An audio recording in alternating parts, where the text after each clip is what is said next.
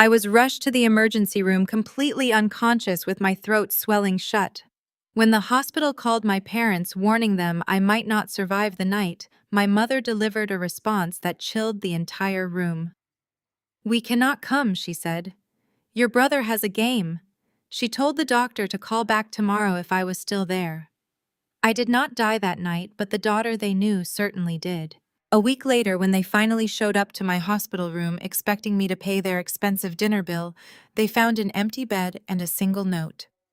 Before I continue this story, let me know where you are watching from in the comments below. Hit like and subscribe if you have ever realized that blood does not always mean family. I am Kendra, 32 years old, and today I am the founder of a highly successful crisis management firm in Atlanta. But 4 years ago, I was just a woman dying on a sterile hospital gurney in Chicago.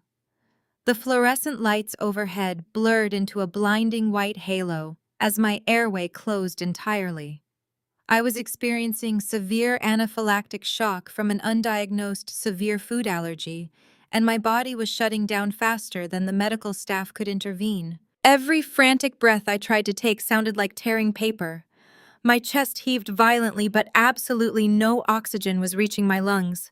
The panic was absolute and primal. Dr. Evans, a seasoned emergency room physician with graying temples and a sharp, authoritative voice, barked orders at the rushing nurses while struggling to stabilize my rapidly crashing blood pressure. Through the deafening rush of blood pounding in my own ears, I could hear the chaos escalating. The nurses were shouting out numbers that were dropping too fast. Someone was tearing open packages of medical equipment. In the midst of this terrifying whirlwind, Dr. Evans demanded my phone. He needed medical history immediately to understand if I had any contraindications to the aggressive treatments they were about to administer.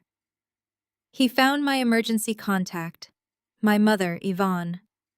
I had always kept her listed there out of some foolish, lingering childhood hope that if things ever got truly life-threatening, my parents would finally step up and show up for me. The phone rang twice before she answered.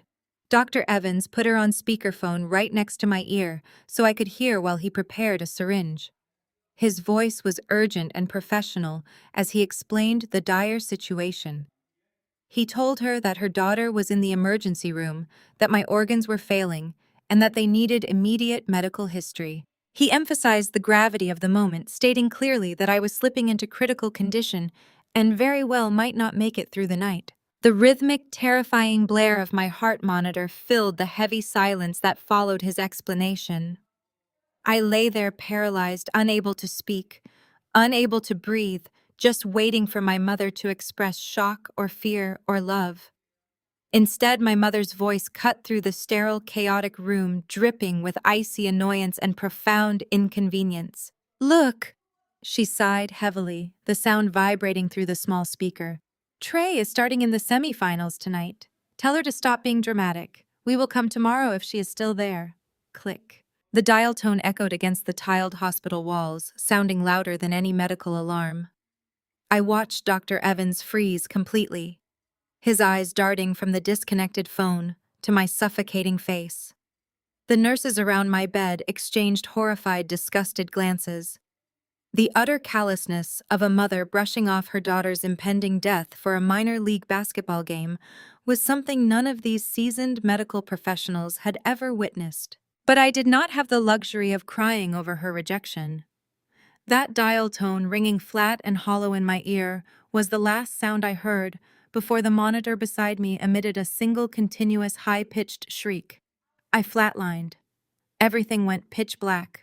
There is a profound isolating emptiness in losing consciousness when your last tether to the living world is a brutal rejection from the woman who gave you life. I did not see a comforting white light. I did not experience a peaceful transition. Instead, I saw memories flashing behind my closed eyes with violent, unforgiving clarity. These were not random moments of my life, but action-based sequences of abandonment that defined my entire existence within the shadow of my family. I saw the massive, sweltering college stadium on the day of my undergraduate graduation. I was sitting in my heavy black cap and gown, staring intensely at a specific block of 4 empty reserved seats in the third row. I had graduated with honors at the very top of my class, a monumental achievement for an African American woman in a fiercely competitive program. I had worked 3 jobs to pay my own tuition, but my parents were not there to see me walk across the stage and receive the diploma I had bled for. Trey, my younger brother, had a minor league basketball tryout in another state, a tryout he did not even pass. My milestone, my moment of absolute triumph, was entirely eclipsed by his mere potential. I remembered the burning humiliation of walking across that stage, looking out into a sea of cheering families, and hearing absolutely silence when my name was called.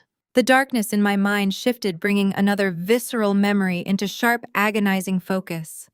I was 24 years old, standing outside a freezing police precinct in downtown Atlanta at 2 in the morning. The winter air was biting, and my breath plumed in the harsh yellow light of the street lamps. I was handing over $3,000 of my hard-earned savings to a skeptical bail bondsman. Trey had been arrested for driving under the influence after completely wrecking a brand-new car my parents had bought him just weeks prior. When we finally walked out to the parking lot, my father Andre did not reprimand him. He did not yell or express disappointment at the reckless, dangerous behavior. Instead, my father stepped right past me, clapped Trey on the back, and pulled his son into a tight, proud embrace. Andre praised Trey for his resilience, telling him that real men bounce back from adversity and that this was just a bump in the road to greatness. Meanwhile, I stood shivering in the background, completely ignored, financially drained, and entirely unthanked. It was always about Trey. He was the unquestioned golden child of our family, who could do absolutely no wrong no matter how destructive his choices were. And I was simply the bank, the safety net, the reliable scapegoat expected to sacrifice my time, my money, and my peace to maintain the flawless illusion of our perfect family excellence. They demanded my resources but despised my presence. I woke up gasping violently. A thick plastic breathing tube scraped roughly against my swollen throat, causing me to choke and gag. My eyes shot open, taking in the dim, quiet ICU room, bathed in the soft blue glow of medical monitors. I had survived the night by a sheer medical miracle and the exhaustive, relentless efforts of Dr. Evans and his trauma team. As the night nurses rushed in to check my vitals and soothe my panic, my mind felt strangely crystalline. The intense physical pain radiating through my chest and throat was absolutely nothing compared to the cold, absolute realization settling over my soul. I was utterly and completely alone in this world.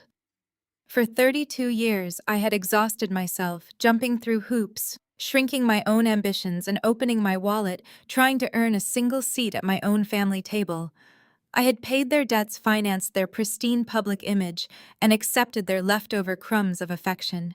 But as I lay in that hospital bed, listening to the rhythmic, mechanical pumping of the ventilator keeping me alive, I finally understood the unfiltered truth. They did not just favor my brother. They genuinely did not care if I lived or died.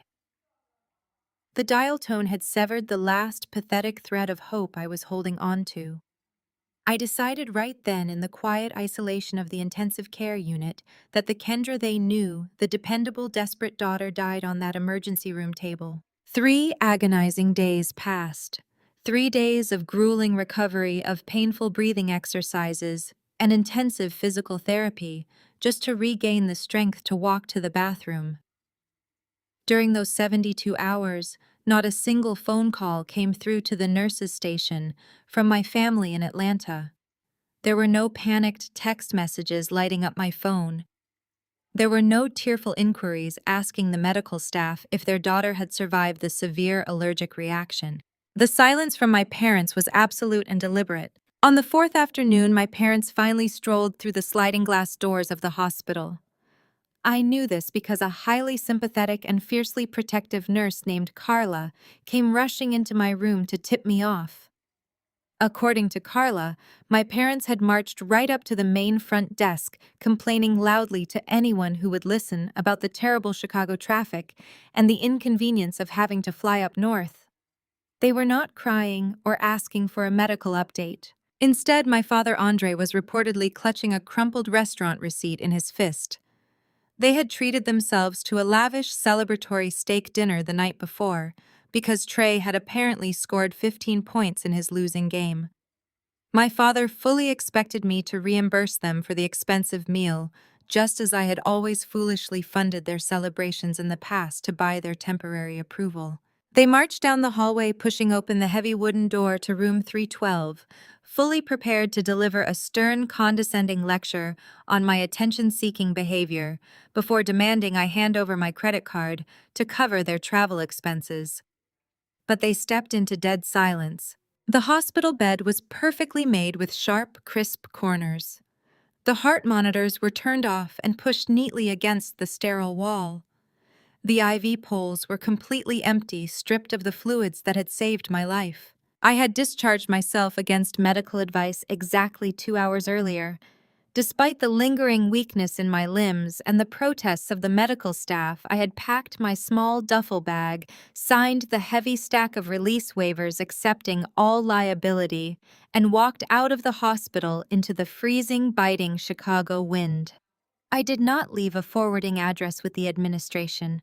I did not leave an updated phone number in my file. Resting squarely in the exact center of the crisp white pillow was a single handwritten note. I had borrowed a blue pen from Nurse Carla to write it, ensuring my handwriting was perfectly steady and completely devoid of the trembling fear I used to carry. I wasn't here. Neither are you. I left them standing in that empty, sterile room, staring blankly at a small piece of paper that officially and permanently severed our ties forever. But more importantly, I left them to foot the massive $60,000 medical bill. It was a staggering financial burden that, thanks to an old financial agreement they had stubbornly co-signed years ago just so they could fraudulently claim me as a dependent for tax purposes, fell entirely and legally onto their shoulders. Because I left no contact information and the debt was jointly secured, they were trapped with the immediate consequences of my intensive care stay. I vanished into the city. I changed my phone number, closed all my existing social media accounts, and systematically severed every single digital and physical thread connecting me to Yvonne, Andre, and Trey. I took the shattered, broken pieces of the loyal daughter they had callously discarded and used them to build an impenetrable fortress. They wanted to worship their golden child at my expense. They wanted to prioritize a basketball game over my literal survival. Now they would have to afford his luxurious lifestyle and their precious public image entirely without my wallet to sustain them. The flatline in the emergency room had been the end of my old life, but walking out of that hospital was the absolute beginning of my empire. The sound of that dial tone did not just echo in the emergency room. It wrapped around my throat tighter than the allergic reaction stealing my breath. As the monitor beside my bed emitted that single continuous shriek, the bright white fluorescent lights above me shattered into absolute darkness. But I did not find peace in that void. I did not see a comforting light or feel a gentle release. Instead, the high-pitched sound of my failing heart morphed seamlessly into the deafening roar of a massive, crowded university stadium. I was 22 years old again. The oppressive summer heat was trapped beneath the heavy black polyester of my graduation gown. Sweat beaded on my forehead as I sat tightly packed among thousands of other students. My heart was pounding, but back then, it was with eager anticipation. I had done it. I was graduating at the very top of my class with a degree in public relations. I had worked 3 grueling jobs to pay my own tuition, serving tables until 2 in the morning and waking up at dawn to study. I had bled for this moment. I scanned the massive crowd, shading my eyes against the blinding sun, looking for section 104. I had bought those 4 premium tickets months in advance. I had sent the itinerary, the parking passes, and the campus map. But as the dean began calling the names for the honors graduates, my eyes locked onto 4 consecutive empty folding chairs. The people surrounding those empty seats were cheering, waving massive signs, and holding bouquets of flowers for their children. My seats were just a void. My phone buzzed in my lap. It was a text from my mother, Yvonne. It read, "Trey made the final cut for the minor league tryouts. We have to drive him down to Florida. Get a ride back to the house with one of your friends. Congratulations," or whatever. That was it. No apology.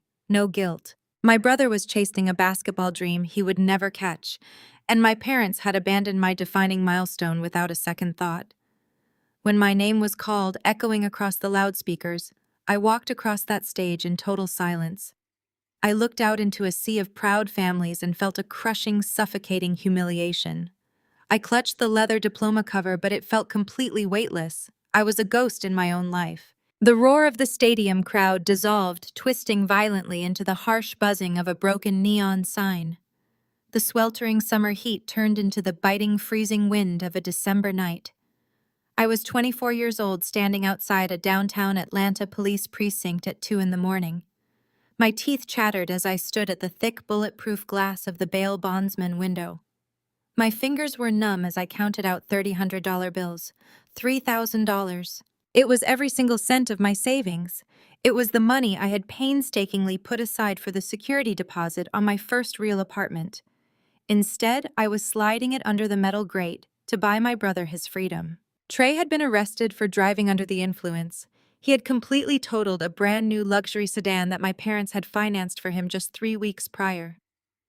He walked out of the holding cell smelling of cheap liquor, stale sweat, and expensive mistakes. His designer clothes were rumpled, and he wore a familiar, arrogant smirk as if the entire legal system was just a minor inconvenience designed to test his patience. My father Andre was waiting in the parking lot. I expected rage. I expected my father to tear into him to demand accountability for the wrecked car and the endangered lives. But as Trey stumbled toward us, Andre did not raise his voice. He did not ask how I managed to scrape the money together in the middle of the night. Instead, Andre stepped right past me. He wrapped his arms around Trey, pulling him into a tight, proud embrace. He clapped my brother on the back with deep affection. "It is just a bump in the road, son," my father said, his voice thick with emotion. "Real men face adversity and they bounce back. You have resilience, Trey. Do not let this system break your spirit." I stood shivering in the freezing wind, completely invisible. Yvonne walked past me and snatched the bail receipt right out of my hand without a single word of thanks.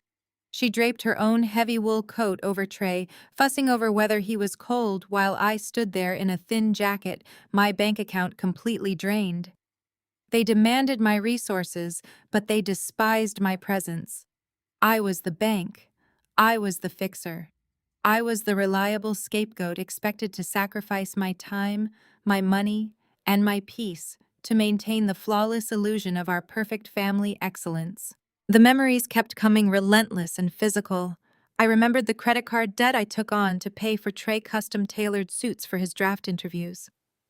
Interviews he completely bombed because he refused to prepare. I remembered the family dinners where Yvonne would brag to her friends about Trey potential while actively talking over me when I tried to mention my first major corporate promotion. I remembered the sickening tightening in my chest every time my phone rang, knowing it was never to check on my well-being, but always a demand for cash or a crisis they needed me to clean up. My entire existence was a transactional arrangement. The emotional suffocation of my past mirrored the physical suffocation taking place on the emergency room table. They were draining the life out of me then, and they were leaving me to die now. The darkness shattered. A violent jolt of electricity ripped through my chest, pulling me back into my physical body with agonizing force. I woke up gasping violently, but my lungs could not expand. A thick, rigid plastic breathing tube was shoved deep down my throat, scraping raw against my swollen windpipe. I gagged instinctively, my hands flying up to claw at the obstruction, but strong, firm hands pinned my wrists to the bed rails.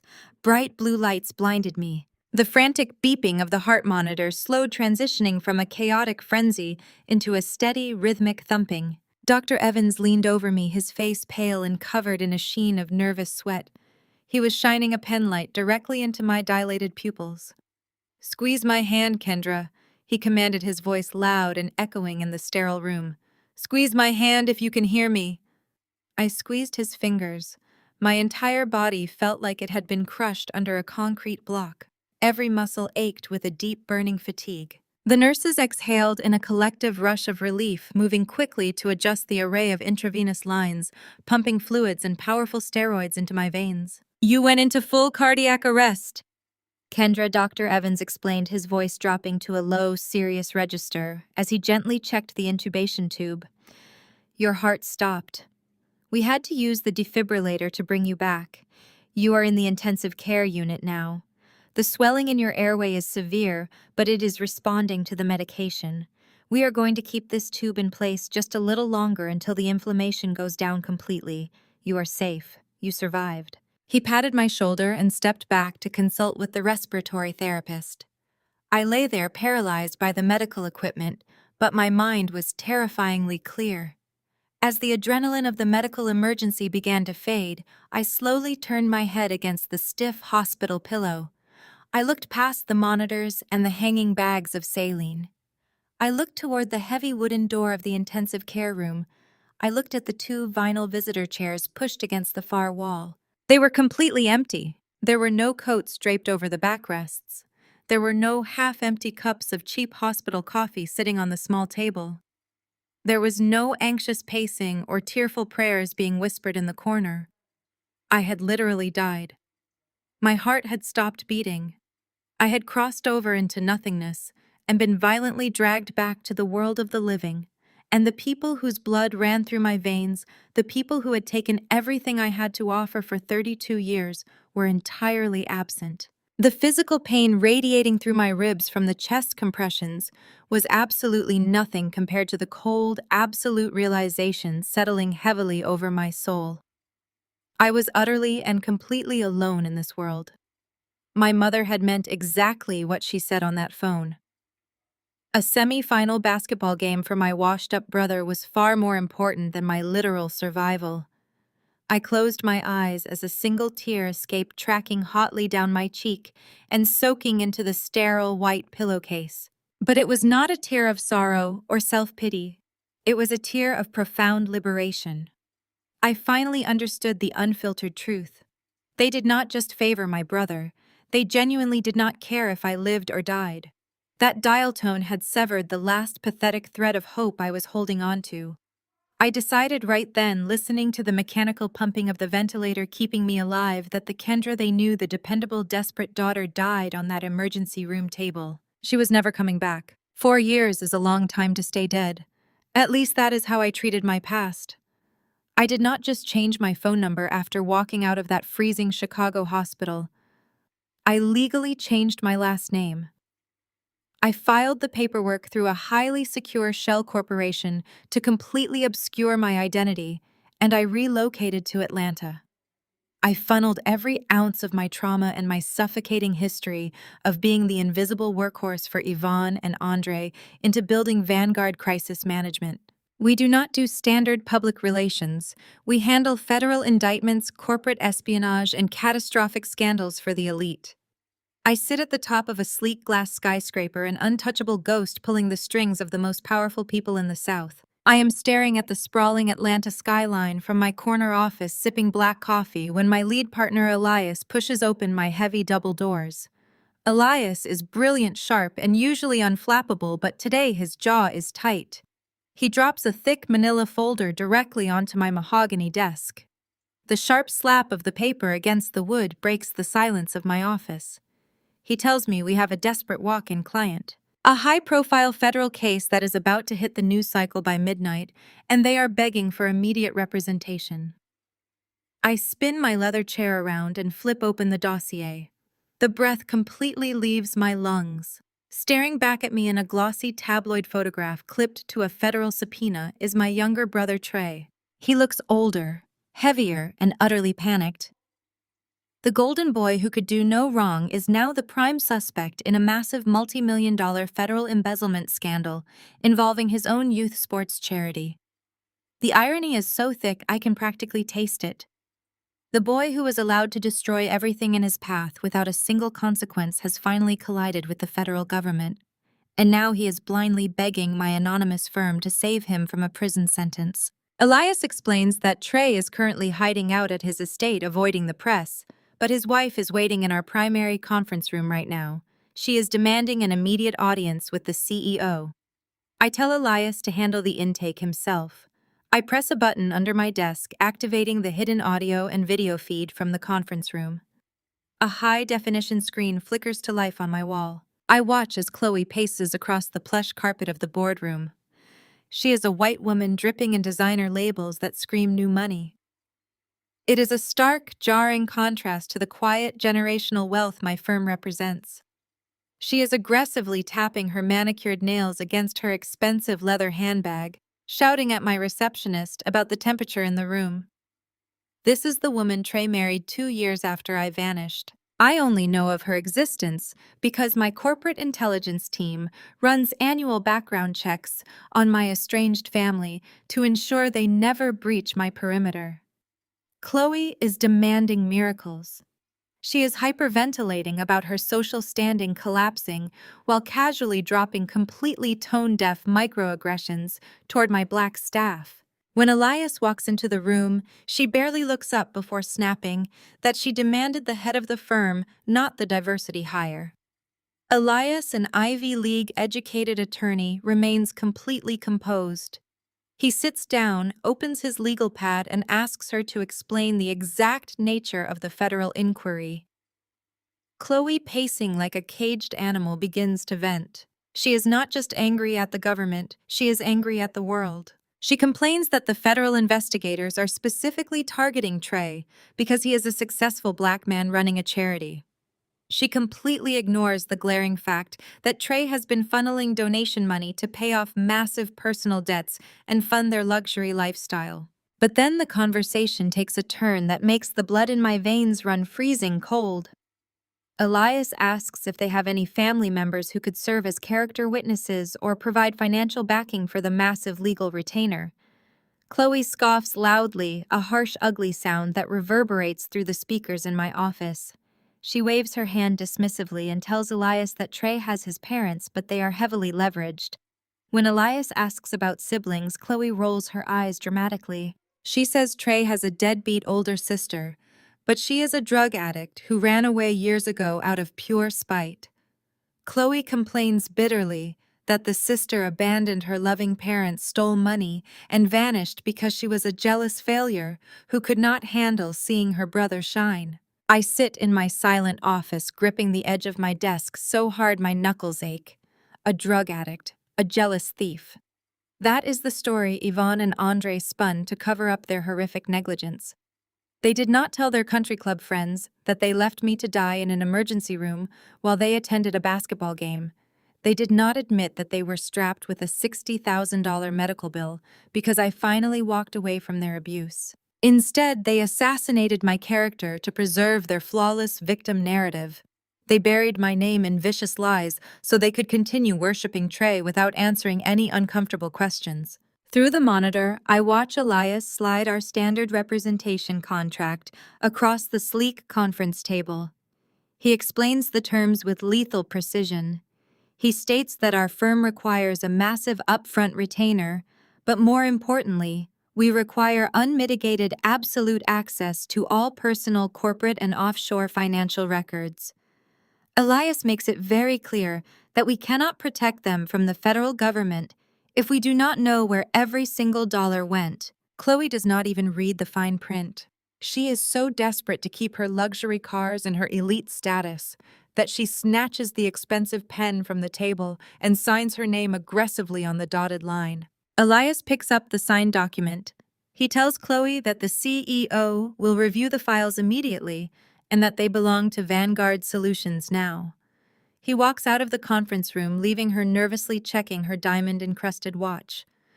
Elias steps back into my office and places the signed contract directly in front of me. I pick up my own pen. I do not sign the name of the desperate, unloved daughter who flatlined in Chicago. I sign my corporate alias, legally binding my firm to their disaster. I now possess the keys to their entire kingdom. I immediately task my top forensic accountants with tearing into their bank records. Within hours, they find exactly what I need. It is not just standard charity fraud. I discover a glaring, highly illegal discrepancy linking Trey's embezzled funds directly to a commercial property in downtown Atlanta, a property that belongs exclusively to me. It is the very building my late grandfather left in my name alone, long before I severed ties with the family. They have crossed a line that cannot be uncrossed. They have handed me the very weapon I need to dismantle their entire lives. The trap is perfectly set and they have walked right into it. 4 years is a long time to stay dead. At least that is how I treated my past. I did not just change my phone number after walking out of that freezing Chicago hospital. I meticulously erased my entire existence. I legally changed my last name utilizing a loophole in a different state to seal the records. I filed the business incorporation paperwork through a highly secure shell company in Delaware to completely obscure my identity, and I relocated to Atlanta. I funneled every ounce of my trauma, every late-night study session, and my suffocating history of being the invisible workhorse for Yvonne and Andre into building Vanguard Crisis Management. We do not do standard public relations. We do not write press releases for minor celebrity apologies. We handle federal indictments, corporate espionage, and catastrophic financial scandals for the absolute elite. I sit at the top of a sleek glass skyscraper, an untouchable ghost pulling the strings of the most powerful people in the South. My office is a fortress of mahogany and floor-to-ceiling windows overlooking the sprawling Atlanta skyline.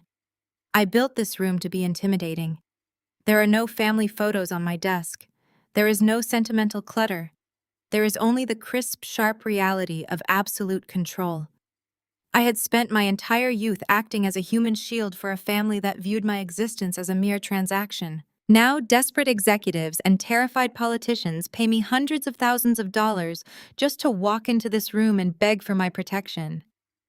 I dictate the terms of their survival, and I never negotiate. My anonymity is my greatest weapon.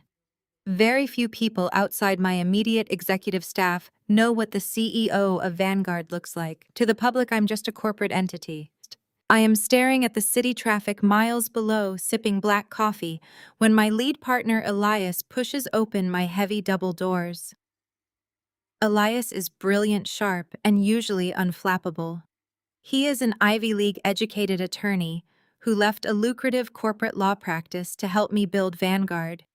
He knows I demand perfection, and he delivers it without question. But today his jaw is tight. His posture is uncharacteristically rigid. He does not knock or offer his usual smooth morning greeting. He walks directly to my desk and drops a thick manila folder onto the polished wood. The sharp slap of the paper breaks the heavy silence of my office. "We have a situation," Elias says, his voice low and urgent. "We have a desperate walk-in client. A high-profile federal case that is about to hit the news cycle by midnight, and they are begging for immediate representation. They bypassed the intake team and threw a certified check for our maximum retainer directly at the receptionist." I raise an eyebrow. "Vanguard does not take walk-in clients. We are referral only, and our waitlist is strictly vetted to ensure we only take cases we can completely control." I tell Elias to send them away. I remind him that we do not clean up sloppy, spontaneous messes for people who cannot even secure a proper introduction. Elias leans forward, pressing his hands flat against my desk. He looks me dead in the eye. "You need to look at the file, Kendra. I ran the preliminary background check myself because the financial discrepancies were glaring. You need to see who is sitting in our primary conference room right now before you make that call." I spin my leather chair around and reach for the dossier. I flip open the heavy cardstock cover. The breath completely leaves my lungs. The air in my office suddenly feels too thin to breathe. Staring back at me in a glossy tabloid photograph clipped to a federal subpoena is my younger brother Trey. He looks older, heavier, and utterly panicked. The arrogant smirk he wore the night I bailed him out of jail in Chicago is completely gone. The golden boy who could do no wrong, who was allowed to destroy everything in his path without a single consequence, has finally collided with a wall he cannot charm his way out of. According to the bold red print on the federal document, he is the prime suspect in a massive multi-million-dollar embezzlement scandal involving his own youth sports charity. The irony is so thick I can practically taste it. For 32 years, my parents treated Trey like a deity. They sacrificed my milestones, my savings, and my literal life to ensure he never faced a single hardship. They built an entire religion out of his supposed greatness, and now the federal government is tearing down their false idol piece by piece. I read through the preliminary summary Elias drafted. The charges are devastating: wire fraud, money laundering, and criminal conspiracy. Trey has been funneling donation money meant for underprivileged athletes into offshore accounts to pay off massive personal debts and fund a luxury lifestyle he could never actually afford. The federal investigators have him cornered. His assets are about to be frozen, and his carefully curated public image is hours away from being shredded on national television. And in his absolute blind desperation, he has come crawling to the most ruthless crisis management firm in Atlanta, hoping to buy a miracle. He has absolutely no idea that the untouchable anonymous CEO of Vanguard Crisis Management is the sister he left to die. I close the folder and rest my hands flat on top of it. A cold, calculating calm washes over me completely, replacing the initial shock. I look up at Elias. He is watching me closely, waiting for my directive.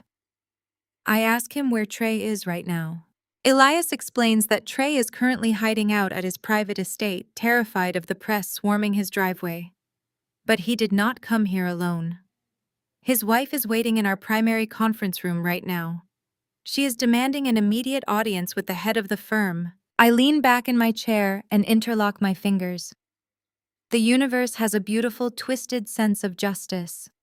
They wanted a fixer. They wanted someone ruthless enough to bury their sins and manipulate the truth. They are about to get exactly what they paid for. I tell Elias to proceed with the intake, but under no circumstances is he to reveal my identity. I will watch the entire meeting from the hidden security feed in my office. The trap has just arrived at my doorstep, and I am going to let them walk right in. I tap the glass panel built into the wall of my office. The frosted smart glass instantly shifts to a clear one-way mirror overlooking our primary conference room. I reach under my desk and activate the high-definition audio feed, piping the sound directly into my wireless earpiece. The trap is set, and I am watching my prey pace the length of the room. The woman inside is Chloe. I know her face from the extensive corporate background checks my intelligence team runs annually on my estranged family.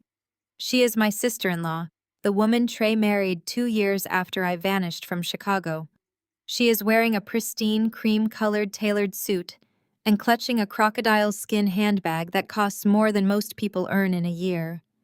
She is pacing frantically, her designer heels clicking sharply against the hardwood floor.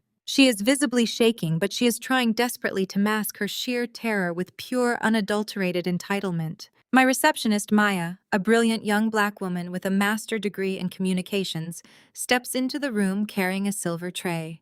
Maya politely offers Chloe a glass of imported sparkling water. Chloe snatches the glass, takes a tiny sip, and immediately slams it back onto the tray.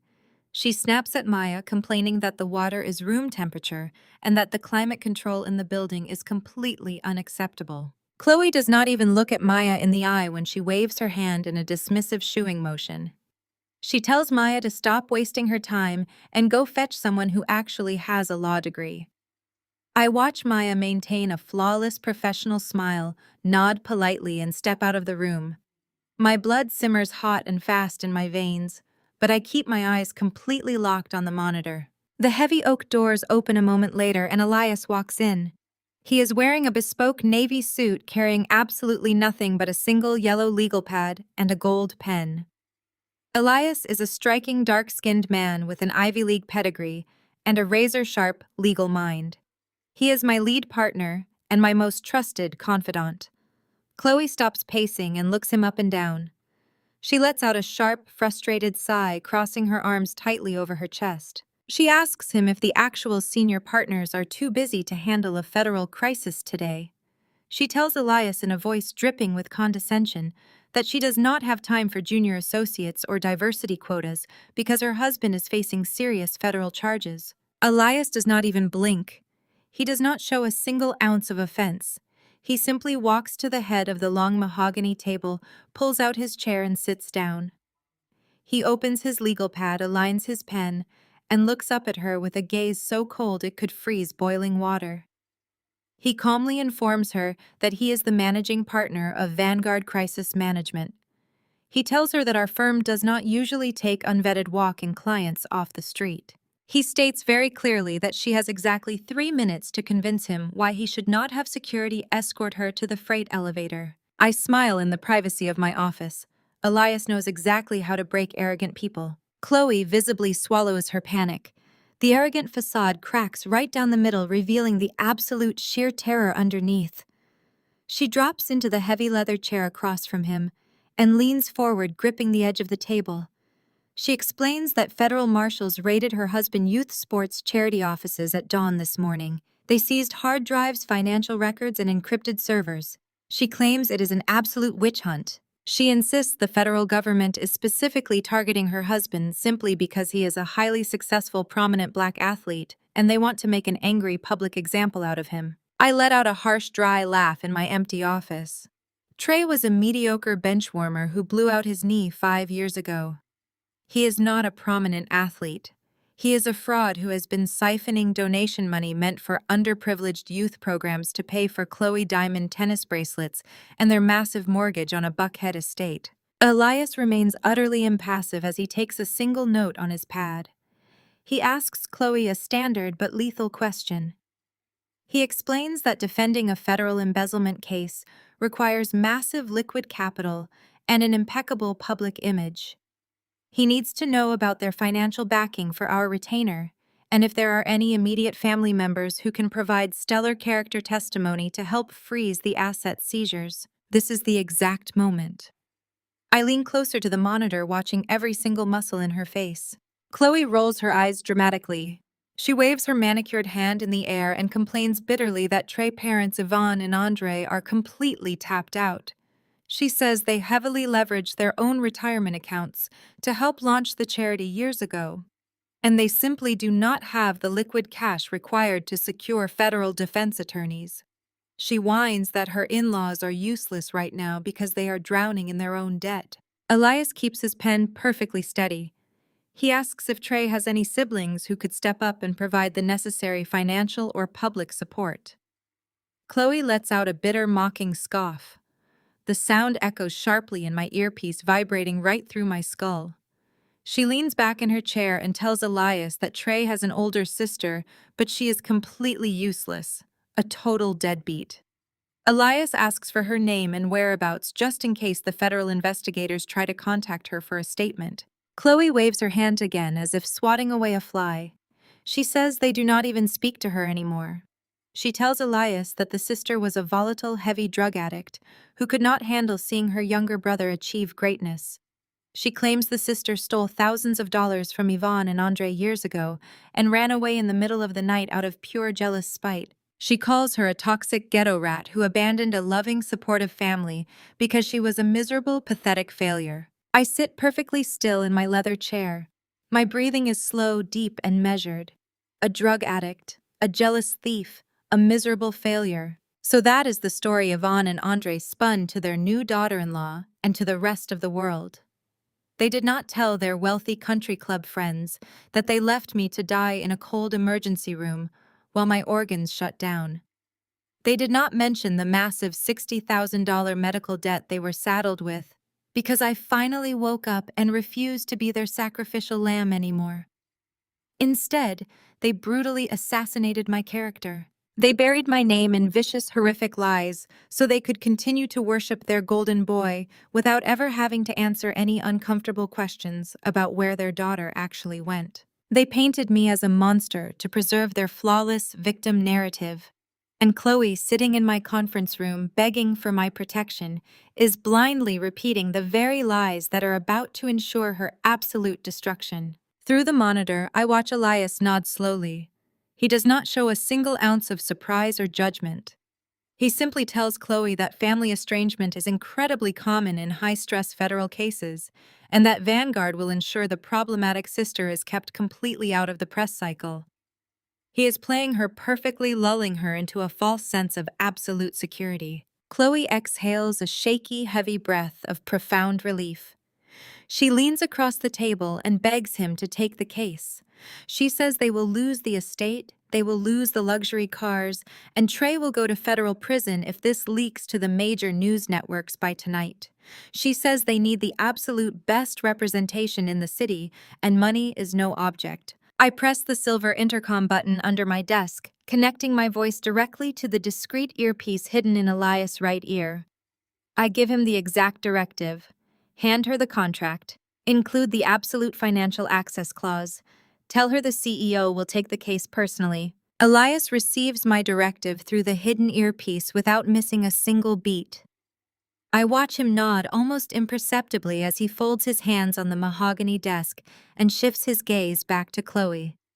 He tells her the CEO has agreed to review the file personally. Chloe exhales a dramatic, heavy breath of relief, acting as if she has just won a hard-fought battle. She leans back, crossing her legs, and immediately begins complaining again. She gestures vaguely toward the glass door where Maya, my receptionist, had exited. Chloe remarks how surprised she is to find such a well-spoken, articulate staff in this part of Atlanta. She mutters that Trey usually has to lower his standards when hiring for the charity to meet local expectations, but it is so refreshing to see a firm that trains its people properly. The sheer audacity of her casual racism makes my jaw clench. She is sitting in a building entirely owned and operated by Black excellence, and she is too blinded by her own entitlement to even realize she is insulting the very people holding her lifeline. Elias does not take the bait. He steers her back to the crisis at hand. He explains that if Vanguard is going to mount a federal defense, we need to map out every single potential liability. The media will dig into Trey and his background, his upbringing, and his family tree. We need to know where the weak links are. Elias asks directly about the estranged sister. Chloe leans forward, her diamond bracelets clinking against the table. She lowers her voice as if she is sharing an exclusive piece of country club gossip. She tells Elias he does not need to worry about the sister because she is a complete nobody. Chloe says her in-laws Yvonne and Andre had to cut ties years ago. According to Chloe, the sister was a severe drug addict who refused to get clean. I freeze in my office chair. My hands grip the armrest so tightly the leather groans. Chloe continues pouring out the toxic narrative my parents fabricated. She claims the sister was wildly jealous of Trey and his athletic success. She tells Elias that right before Trey got drafted for a minor league team, the sister stole thousands of dollars from Andre and his retirement fund to feed her habit, and then vanished into the streets of Chicago out of pure spite. Chloe shakes her head, feigning deep sympathy for my parents. She says Yvonne was absolutely heartbroken and spent years searching for her ungrateful daughter. But eventually they had to protect their peace and let the deadbeat go. The audacity of the lie physically knocks the wind out of me. I stare at the monitor, watching this woman casually rewrite my trauma. They did not just abandon me to die in that hospital. They went back to their gated community and completely assassinated my character. They covered up their monstrous negligence by painting me as a criminal and an addict. They turned my desperate escape from their abuse into a tragedy where they were the heroic, long-suffering victims. It was the perfect alibi. No one would ever question why they never spoke of their daughter again. No one would ever ask why I was not at Thanksgiving dinners or charity galas.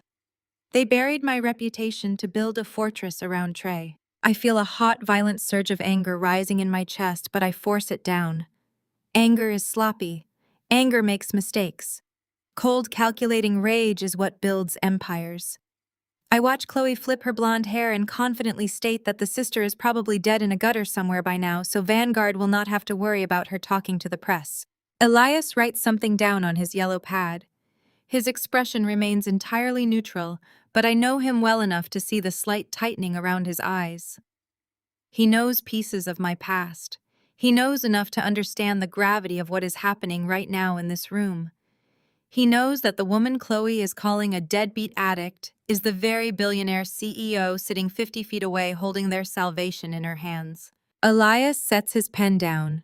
He tells Chloe that given the high-profile nature of the federal indictment, Vanguard will require total transparency.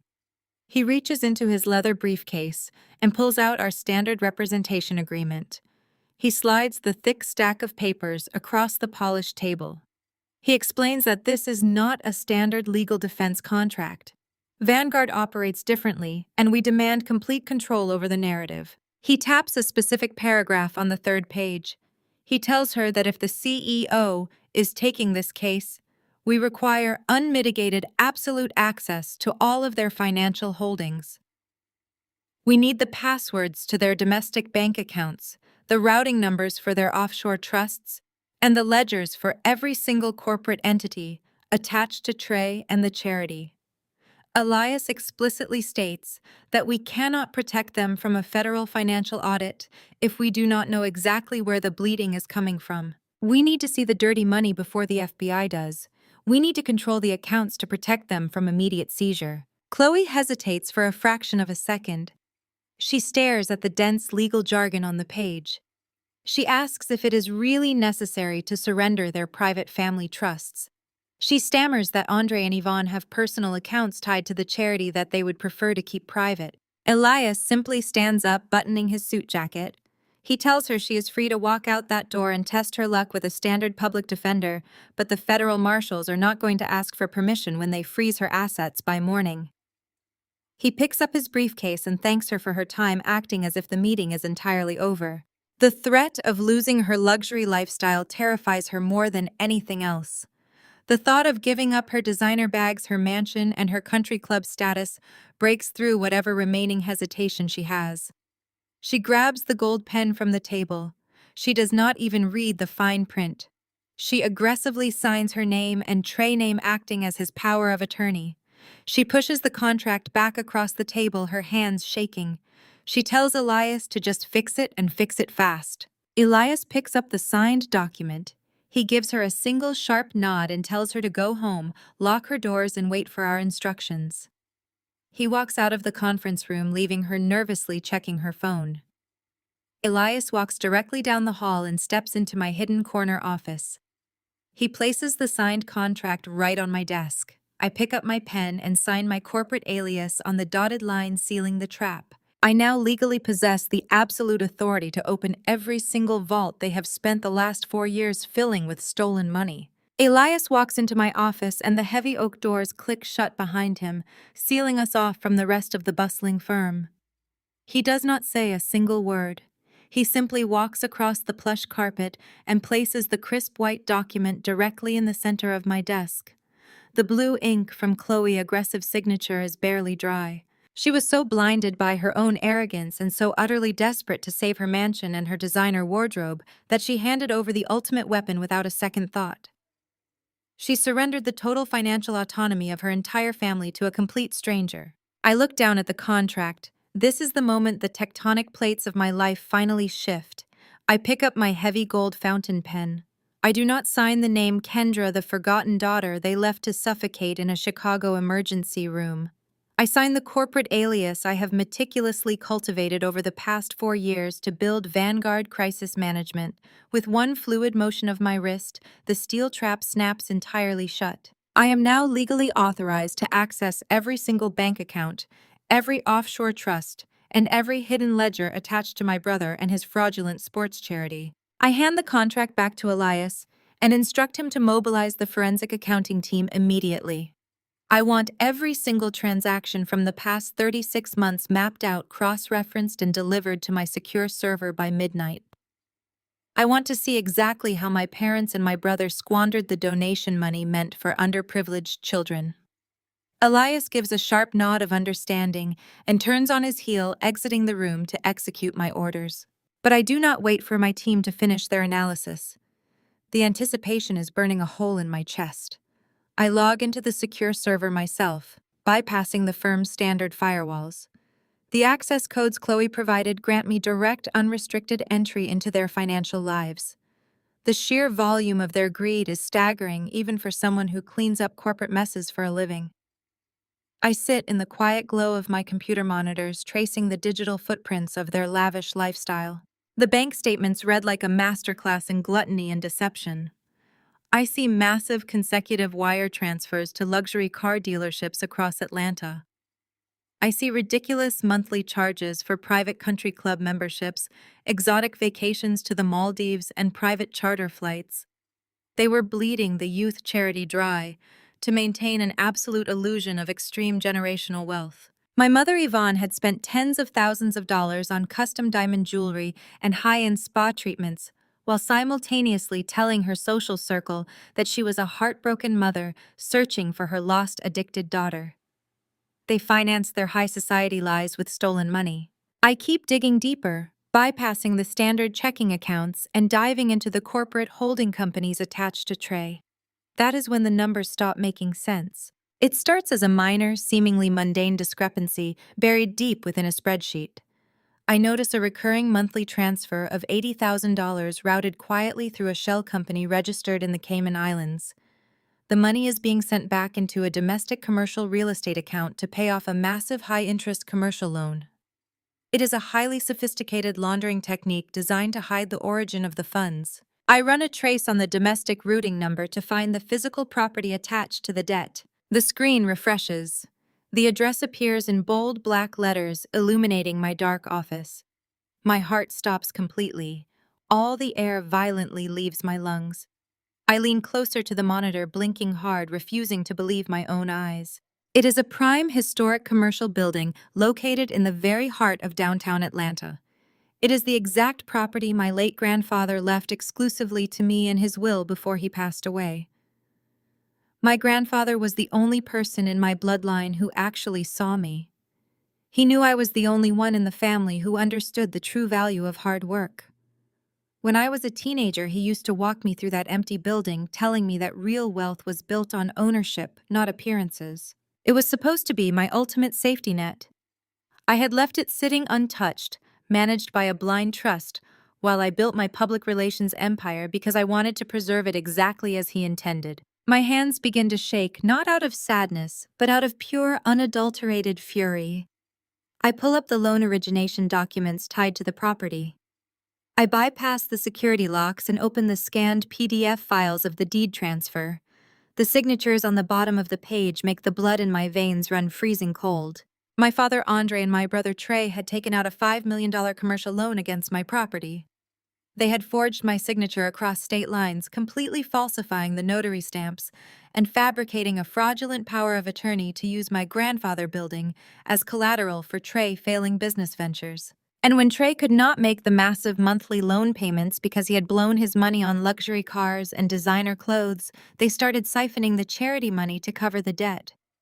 They were laundering stolen federal funds through the very building my grandfather gave me. The reality of their betrayal crashes over me like a physical blow. They did not just abandon me to die in a hospital bed 4 years ago. They did not just launch a vicious smear campaign calling me a pathetic drug addict to protect their own social standing. They actively, deliberately, and maliciously stole my inheritance to fund their golden boy criminal lifestyle. They were perfectly willing to let the bank seize my property to keep Trey out of financial trouble. They weaponized the only piece of genuine love I had ever received. I sit back in my leather chair, staring at the forged signature on the screen. The sheer audacity of their crime is breathtaking. If the federal investigators find this paper trail before I intervene, the government will seize my grandfather building. They will liquidate my property to pay back the stolen charity funds, and I will lose everything he worked so hard to leave me. A slow, predatory smile spreads across my face, the kind of smile that promises absolute ruin. Chloe thought she was hiring a high-priced anonymous shark to save her husband from federal prison. Instead, she just handed the absolute undeniable proof of multiple federal felonies directly to the victim of those exact crimes. My family believes I am a deadbeat ghost hiding in the shadows, too ashamed to ever show my face again. They have absolutely no idea that I am the architect of their impending destruction. I pick up my phone and press the speed dial for Elias. I tell him to prepare my vehicle and pull the invitation list for the massive charity fundraising gala happening downtown tonight. The time for hiding behind a corporate alias is officially over, and they are about to get a guest they never invited. The heavy oak doors of my office close behind Elias, leaving me alone with the undeniable proof of my family committing absolute financial treason. They did not just throw me away. They used my late grandfather and his legacy as a disposable credit card to fund their golden boy. When I saw the forged signature on my commercial deed, I realized they actively tried to erase my future to pave the way for Trey. Every brick of that downtown property represented the only unconditional love I had ever known. My grandfather built his business from nothing, facing systemic barriers that would have broken a lesser man. He left that building to me because he saw my resilience. To know that Yvonne and Andre weaponized his hard-earned legacy to cover up Trey and his reckless spending is a desecration I will never forgive. I do not scream. I do not throw things across the room. I simply pick up my phone and dial my private driver. I tell him to bring the car around to the private garage. I have a party to crash. 2 hours later, I am sitting in the plush leather back seat of my chauffeured car, gliding through the vibrant evening streets of downtown Atlanta. I am wearing a custom-tailored emerald green gown that fits me like a second skin. It is a dress designed not just to turn heads, but to completely command the oxygen in any room I enter. Around my neck rests a simple diamond pendant resting exactly where the hospital breathing tube nearly crushed my throat 4 years ago. I am no longer the desperate daughter begging for scraps of affection outside a freezing police precinct. I am the architect of their impending ruin. Elias sits across from me in the quiet cabin reviewing the digital guest list on his tablet. Trey and Chloe are hosting this lavish fundraising gala at one of the most exclusive historic hotels in the city. Elias explains the sheer desperation of their strategy. Trey is throwing a $500,000 party to silently beg the Atlanta elite for emergency donations, hoping to plug the massive gaping hole in his charity accounts before the federal investigators finalize their audit. The sheer audacity makes my stomach turn. They are draining the last drops of stolen money on imported caviar and vintage champagne just to maintain the flawless illusion of their high society success. The car slows down as we approach the grand entrance of the hotel. A swarm of local media and high society photographers are clustered near the red carpet, eager to capture the wealthy elite. My driver steps out and opens my door. The humid Atlanta air hits my face, but my blood is running completely ice cold. I step out onto the pavement. The cameras immediately begin flashing. The photographers do not know my real name, but they absolutely recognize the Chief Executive Officer of Vanguard Crisis Management. They know power when they see it. I walk up the wide marble steps, my heels clicking sharply against the stone. Elias walks one step behind me, radiating pure legal authority. We bypass the velvet ropes and the crowded registration desk. A young event coordinator holding a clipboard steps forward to ask for my invitation. Elias simply hands her a heavy black business card with our firm logo embossed in gold. He informs her that we are the crisis management team legally representing the host. The coordinator widens her eyes in sudden panic. She quickly steps aside, pulling the heavy brass handles to open the main ballroom doors. The sheer scale of their financial delusion hits me the second I walk into the extravagant room. Massive crystal chandeliers cast a warm golden glow over hundreds of wealthy donors dressed in custom tuxedos and designer gowns.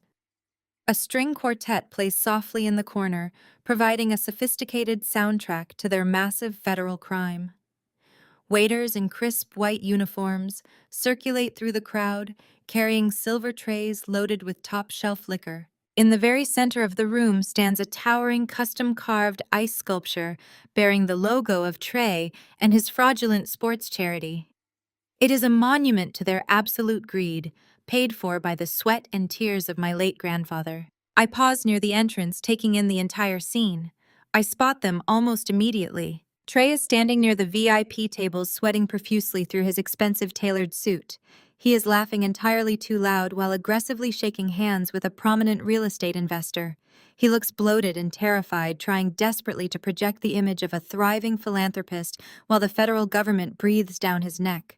Chloe is clinging tightly to his arm, wearing a glittering silver dress that probably costs more than the intensive care medical bill they saddled me with 4 years ago.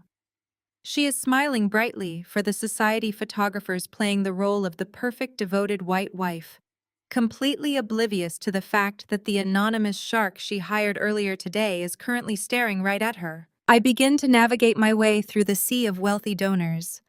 I do not rush. I glide through the crowd with absolute deliberate precision. People I recognize from my corporate dealings step aside, parting like the Red Sea. A few prominent politicians and business leaders nod to me respectfully, acknowledging my presence. I return their greetings with a cool, polite smile. I am not the forgotten broken sister tonight. I am the apex predator, stepping into a room full of entirely oblivious prey. Every step I take brings me closer to the center of their fabricated universe. I reach out and smoothly grab a glass of sparkling water from a passing waiter. I position myself perfectly in the center of the ballroom, right in the direct line of sight of the elevated VIP tables. I take a slow, measured sip of my water, waiting for the inevitable collision. Yvonne is holding court at the main table. My mother is wearing an extravagant black gown and a heavy diamond necklace that was undoubtedly purchased with the very funds they laundered through my commercial property. She is smiling haughtily, speaking to a group of wealthy socialites, playing the role of the proud, affluent matriarch. She looks exactly the same as she did the night she snatched the bail receipt out of my hand, entirely consumed by her own manufactured superiority. She turns her head to signal a waiter for a refill. As she sweeps her gaze across the crowded ballroom, her eyes pass over me. Then they snap back violently. Our eyes lock across the distance. The haughty, arrogant smile completely freezes on her face. I do not look away. I do not shrink or try to make myself small the way I spent 32 years doing. I stand tall, radiating the absolute authority of the empire I built from the ashes of her rejection. I watch the color completely drain from her cheeks, leaving her face a chalky, terrified white. Her mouth falls open in sheer disbelief. The heavy crystal champagne flute slips directly from her manicured fingers. It plummets toward the ground and shatters violently against the polished marble floor. The sharp, piercing crash cuts through the soft music echoing across the ballroom. The sudden absence of the orchestral music hits the ballroom like a physical shockwave. The elegant hum of high society conversation dies in an instant. Hundreds of wealthy donors pause mid-sentence, their champagne glasses hovering frozen in the air.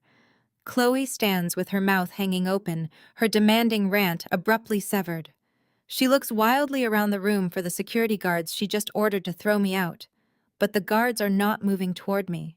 They are standing perfectly still at the perimeter of the room, taking their direct operational orders from Elias, who is positioned near the main exit with his arms casually crossed. Yvonne stares at me, her chest heaving under her expensive silk gown. The absolute panic in her eyes is intoxicating. For my entire life, she controlled the narrative. She dictated who was worthy and who was disposable. Right now, she is completely powerless. I do not offer her a single word of explanation. I simply turn my back on my mother and my sister-in-law, leaving them stranded next to their melting ice sculpture. I begin my walk toward the main stage. The crowd parts for me. The wealthy elite of Atlanta are highly trained to recognize authority, and the way I move commands absolute deference. My emerald gown sweeps across the polished marble floor. I keep my posture perfectly straight, my chin elevated. As I approach the elevated stage, I lock eyes with Trey. He is standing near the podium holding a stack of donation pledge cards. He is sweating profusely, his custom tuxedo looking entirely too tight across his shoulders. He squints at me as I walk up the carpeted steps. I can see the exact moment his brain struggles to process my identity. He expects to see the exhausted, beaten-down sister he used to exploit. He does not recognize the untouchable executive striding into his territory. Trey steps forward, attempting to block my path to the podium. He forces a tight, nervous smile for the audience while speaking to me through gritted teeth. He asks what I am doing here and demands I get off his stage before he has me arrested for trespassing. I do not break my stride. I do not even look at him. I brush right past his shoulder, stepping directly up to the microphone. I tap the microphone twice. The sharp, rhythmic thud echoes through the massive, cavernous ballroom, amplifying the dead silence. Every single face in the room is turned toward me. The society photographers instinctively raise their cameras, sensing a defining moment. "Good evening, ladies and gentlemen," I say, my voice smooth, calm, and laced with lethal authority. "My name is Kendra. I am the Chief Executive Officer of Vanguard Crisis Management." A ripple of immediate recognition sweeps through the front rows. These are corporate executives, politicians, and real estate moguls. They know exactly what Vanguard is. They know my firm only steps out of the shadows when a catastrophic scandal is about to obliterate a public figure. The air in the room suddenly feels incredibly thin. Yesterday afternoon, I continue projecting my voice clearly across the sprawling space. Trey and his legal representatives retained my firm. We were brought in to handle the impending federal indictment against this organization. The reaction is instantaneous and explosive. Gasps echo from the VIP tables. A prominent city councilman seated in the front row drops his menu and immediately grabs his phone. The polished, sophisticated veneer of the fundraising gala shatters into absolute chaos. Whispers turn into loud, urgent conversations. Wealthy donors are already standing up, reaching for their coats, and signaling their assistance. I raise my hand, demanding their attention for the final blow. I lean closer to the microphone, ensuring every single syllable is recorded by the media in the back of the room. As part of our standard forensic intake, my team has reviewed the financial ledgers of this charity. I state my tone entirely devoid of emotion. Effective immediately, I have advised my client to freeze all incoming donations. I strongly suggest you hold on to your checkbooks tonight. Any funds transferred to this organization will be seized by federal investigators by morning as evidence of severe wire fraud and money laundering. I step back from the podium. The ballroom erupts into total bedlam. It is a stampede of the rich and powerful, desperately trying to distance themselves from a federal crime. Major investors are shouting at their accountants on their cell phones, demanding to cancel wire transfers.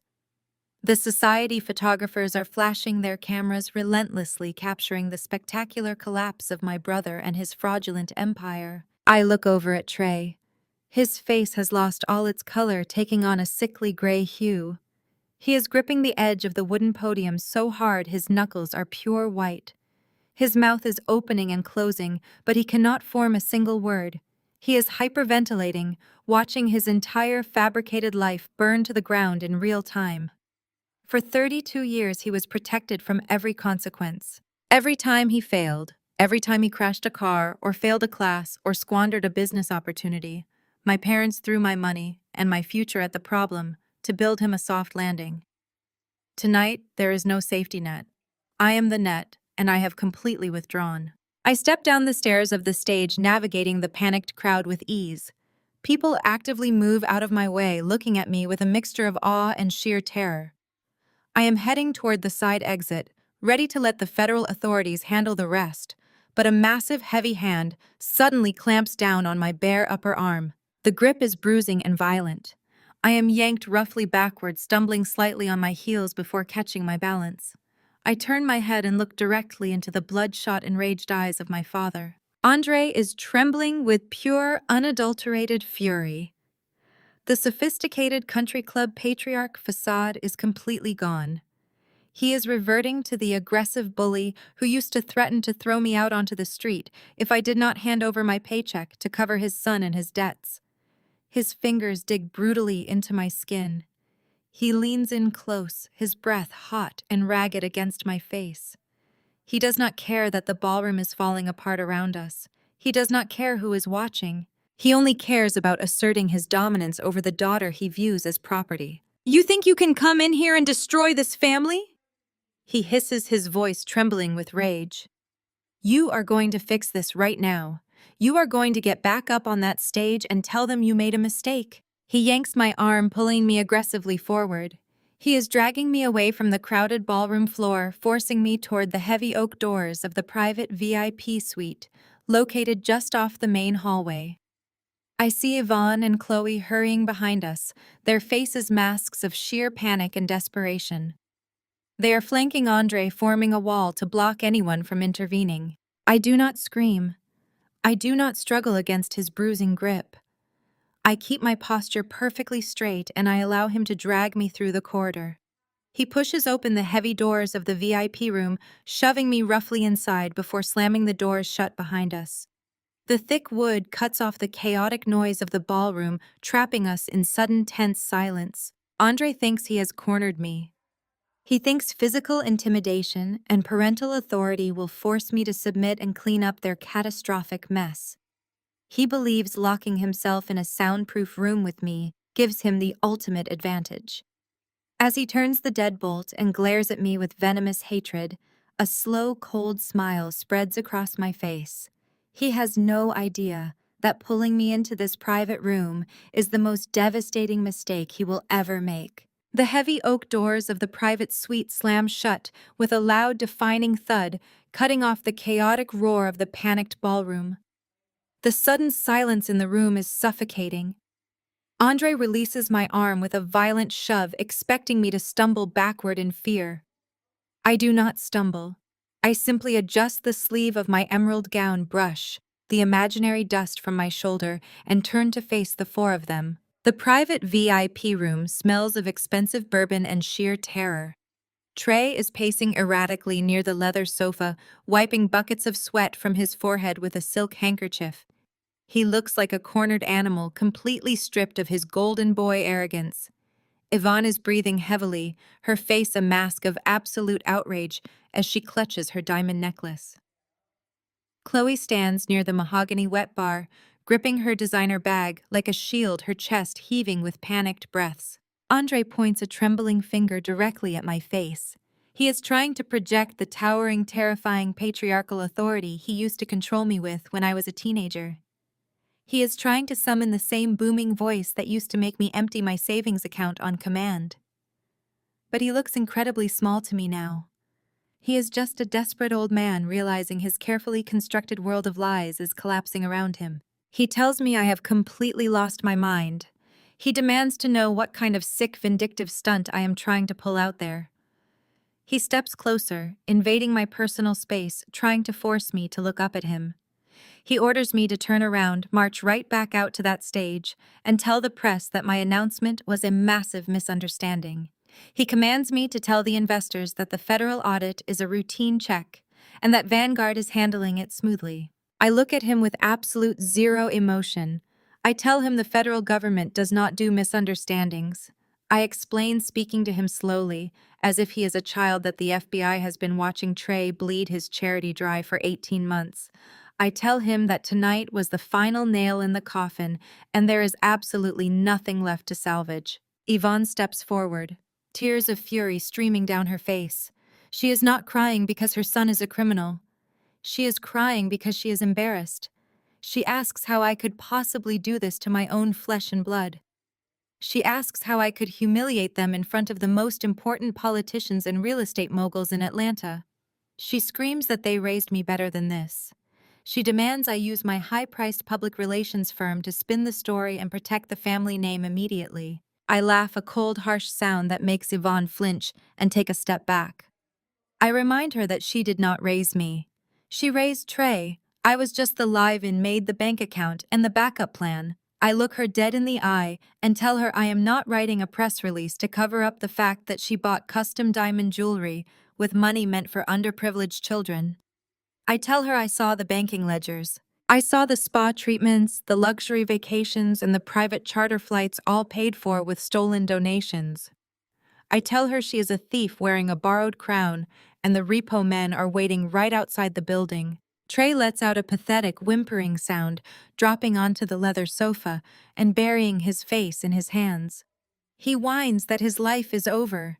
He cries that he is going to federal prison and he will never survive it. The golden boy is completely breaking down, unable to face a single consequence without me there to absorb the blow. Andre slams his fist hard onto the heavy wooden conference table. The sound jolts Trey, but I remain perfectly still. Andre tells me I do not have a choice in this matter. He says I am a part of this family whether I like it or not, and blood protects blood. He says I owe them for putting a roof over my head for 18 years. He demands I deploy every single resource Vanguard Crisis Management possesses to bury the embezzlement story deep underground.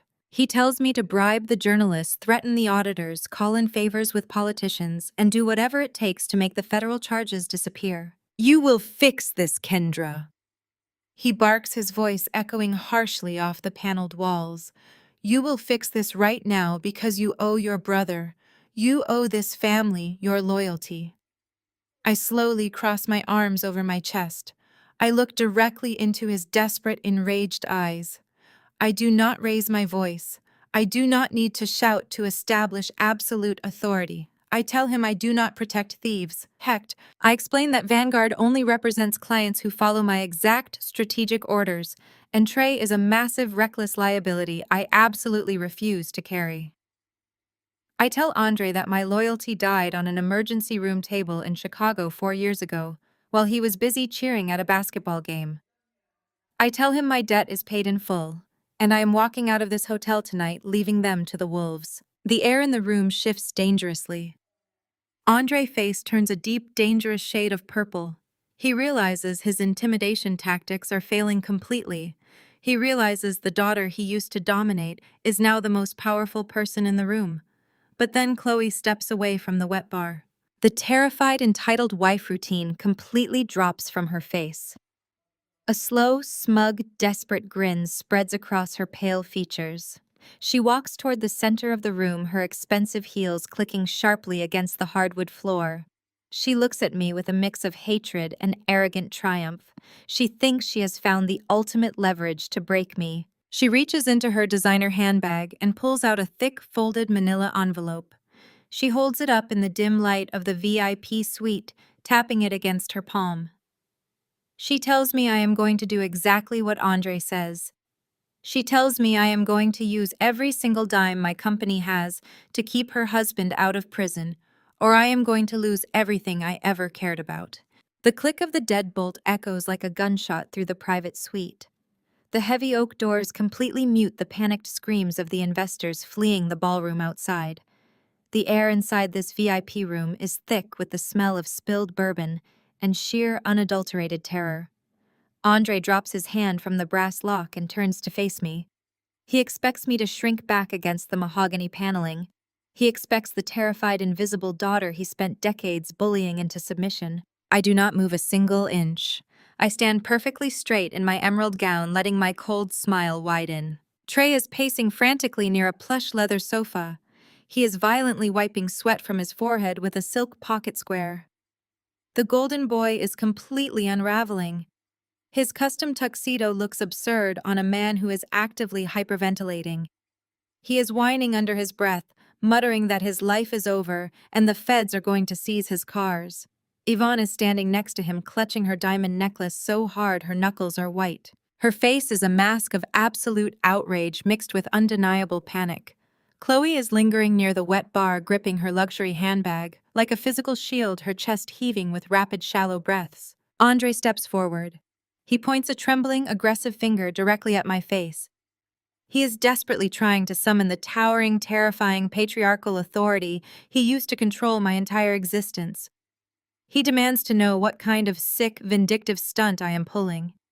He steps closer, invading my personal space, trying to physically force me to look up at him, just like he did when I was a teenager begging to keep my own paycheck. He orders me to turn around, unlock that door, march right back out to that stage, and tell the press that my announcement was a massive misunderstanding.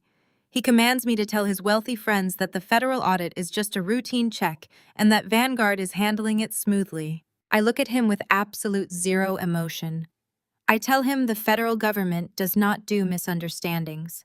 I explain, speaking to him slowly and clearly, as if he is a very slow child, that the FBI has been watching Trey bleed his charity dry for 18 months. I tell him that tonight was the final nail in the coffin, and there is absolutely nothing left to salvage. Yvonne steps forward, tears of fury streaming down her face. She is not crying because her son is a federal criminal. She is crying because she is embarrassed. She asks how I could possibly do this to my own flesh and blood. She asks how I could humiliate them in front of the most important politicians and real estate moguls in Atlanta. She screams that they raised me better than this. She demands I use my high-priced public relations firm to spin the story and protect the family name immediately. I laugh, a cold, harsh sound that makes Yvonne flinch and take a quick step back. I remind her that she did not raise me. She raised Trey. I was just the live-in maid, the emergency bank account, and the disposable backup plan. I look her dead in the eye, and tell her I am not writing a press release to cover up the fact that she bought custom diamond jewelry with money meant for underprivileged children. I tell her I saw the banking ledgers. I saw the spa treatments, the luxury vacations, and the private charter flights all paid for with stolen donations. I tell her she is a thief wearing a borrowed crown, and the federal agents are waiting right outside the building. Trey lets out a pathetic whimpering sound, dropping onto the leather sofa and burying his face in his hands. He whines that his life is over. He cries that he's going to federal prison and he will never survive it. The golden boy is completely breaking down, unable to face a single consequence without me there to absorb the blow. Andre slams his fist hard onto the heavy wooden conference table in the center of the room. The loud, violent crack jolts Trey, but I remain perfectly still. Andre tells me I do not have a choice in this matter. He says I am a part of this family whether I like it or not, and blood protects blood. He says I owe them for putting a roof over my head for 18 years. He demands I deploy every single resource Vanguard Crisis Management possesses to bury the embezzlement story deep underground. He tells me to bribe the journalists, threaten the auditors, call in favors with politicians, and do whatever it takes to make the federal charges disappear. You will fix this, Kendra, he barks, his voice echoing harshly off the paneled walls. You will fix this right now because you owe your brother. You owe this family your loyalty. I slowly cross my arms over my chest. I look directly into his desperate, enraged eyes. I do not raise my voice. I do not need to shout to establish absolute authority. I tell him I do not protect thieves. I explain that Vanguard only represents clients who follow my exact strategic orders, and Trey is a massive, reckless liability I absolutely refuse to carry. I tell Andre that my loyalty died on an emergency room table in Chicago 4 years ago while he was busy cheering at a basketball game. I tell him my debt is paid in full, and I am walking out of this hotel tonight, leaving them to the wolves. The air in the room shifts dangerously. Andre's face turns a deep, dangerous shade of purple. He realizes his intimidation tactics are failing completely. He realizes the daughter he used to dominate is now the most powerful person in the room. He takes another aggressive step toward me, his fists balled tightly at his sides, ready to resort to physical violence to force my compliance. He thinks he can just break my spirit by standing over me and threatening my physical safety. He thinks locking the door gave him leverage. But then Chloe steps away from the wet bar. The terrified, entitled wife routine completely drops from her face. A slow, smug, desperate grin spreads across her pale features. She walks toward the center of the room, her expensive heels clicking sharply against the hardwood floor. She looks at me with a toxic mix of hatred and arrogant triumph. She thinks she has found the ultimate leverage to break me. She thinks she holds the winning card that will force the wealthy, untouchable CEO back into the role of the subservient sister. She reaches into her designer handbag and pulls out a thick, folded manila envelope. She holds it up in the dim light of the VIP suite, tapping it against her palm with a sickening rhythm. She tells me I'm going to do exactly what Andre says. She tells me I'm going to use every single dime my company has to keep her husband out of prison, or I'm going to lose everything I ever cared about. My laughter bounces off the thick mahogany panels of the VIP suite. It is not a hysterical sound. It is the deep, resonant laughter of a predator watching its prey walk willingly into an open snare. The sound completely shatters the heavy tension in the room. Chloe's smug, desperate grin falters instantly. She looks at Andre, then back at me, her perfectly manicured hands tightening around her designer bag. Yvonne takes a hesitant step backward, visibly unnerved by my reaction. They expected tears. They expected me to fall to my knees and beg them to spare my grandfather's legacy. They expected the terrified, invisible girl they built their lives upon to finally break. I do not break. I stop laughing and straighten my posture, towering over the table in my emerald gown. I look down at the fraudulent commercial deed resting on the polished wood. I slowly trace my eyes over the fabricated signature at the bottom of the page. It is a sloppy, pathetic imitation of my handwriting. You actually thought this would work, I say, my voice dropping to a dangerous whisper. You thought a forged signature on a commercial deed would force my hand. You really believe you hold the winning card in this room. Andre aggressively steps forward, planting his heavy hands on the table. He tells me the bank does not care about my accusations. He says the loan is fully executed and the property has a massive lien against it. He insists that if Vanguard Crisis Management does not immediately wire the funds to cover Trey's embezzlement, the bank will seize the building by the end of the month and I will lose everything my grandfather built. He tells me it is my word against the legally binding documents filed with the state of Georgia. I shake my head slowly, marveling at his absolute blinding arrogance. I tell them I already know about the loan. I tell them I saw the Cayman Islands routing numbers yesterday afternoon. I explain that I bypassed their amateur financial security protocols and watched them launder stolen youth sports charity donations just to pay the high-interest premiums on a commercial loan they took out illegally. I tell them I already mapped out every single fraudulent notary stamp they purchased to push this deed transfer through the system. Yvonne snaps that it does not matter what I think I know. She points a shaking finger at me and declares that I have absolutely no proof to back up my wild claims. She says Trey is a respected public figure, and I am just a bitter, estranged daughter trying to cause trouble. She insists no judge in this city will ever believe my story over their flawless family reputation. I do not argue with her. I simply reach down and open the gold clasp of my custom evening clutch. The sharp metallic snap cuts through the air. I reach inside and pull out my smartphone. I hold the device in the palm of my hand for a brief second, letting them watch my movements. Then I place the phone dead center on the heavy wooden conference table. The screen is facing up, brightly illuminating the dark polished surface. Right in the middle of the digital display, a bright red audio recording icon is blinking steadily. It has been recording since the exact moment Andre grabbed my arm and dragged me away from the ballroom floor. It captured the violent threat in the hallway. It captured Andre demanding I use my firm to bury a federal investigation. It captured Trey whining about his impending prison sentence and Yvonne screaming about her public humiliation. But most importantly, it captured every single word Chloe just said. I look Chloe dead in the eye. Did you just admit on tape to felony forgery of a commercial deed across state lines? I ask, my voice laced with absolute venomous satisfaction. Chloe's face loses every single ounce of color. The arrogant, wealthy socialite facade crumbles into pure, unadulterated horror. Her mouth opens, but no sound comes out. The designer bag slips from her shoulder and hits the floor with a heavy thud. I turn my gaze to my father. Did you just corroborate a conspiracy to commit bank fraud to cover up federal embezzlement? I ask him. I lean over the table, forcing him to look at the blinking red light. I explain the law to them with lethal precision. I tell them that stealing from a charity is a severe federal offense, but altering a commercial property deed and crossing state lines to secure a fraudulent bank loan elevates a desperate family mistake into a multi-count federal racketeering charge. I tell them the FBI does not care about their country club memberships or their polished public image. I explain that the federal prosecutors are going to listen to this exact audio file and they are going to add 10 years to Trey's sentence. I look at Chloe and tell her she is going to serve time in a federal penitentiary for accessory to wire fraud, and her entire designer wardrobe is going to be auctioned off by the government to pay restitution to the children she stole from. The realization hits the room like a freight train.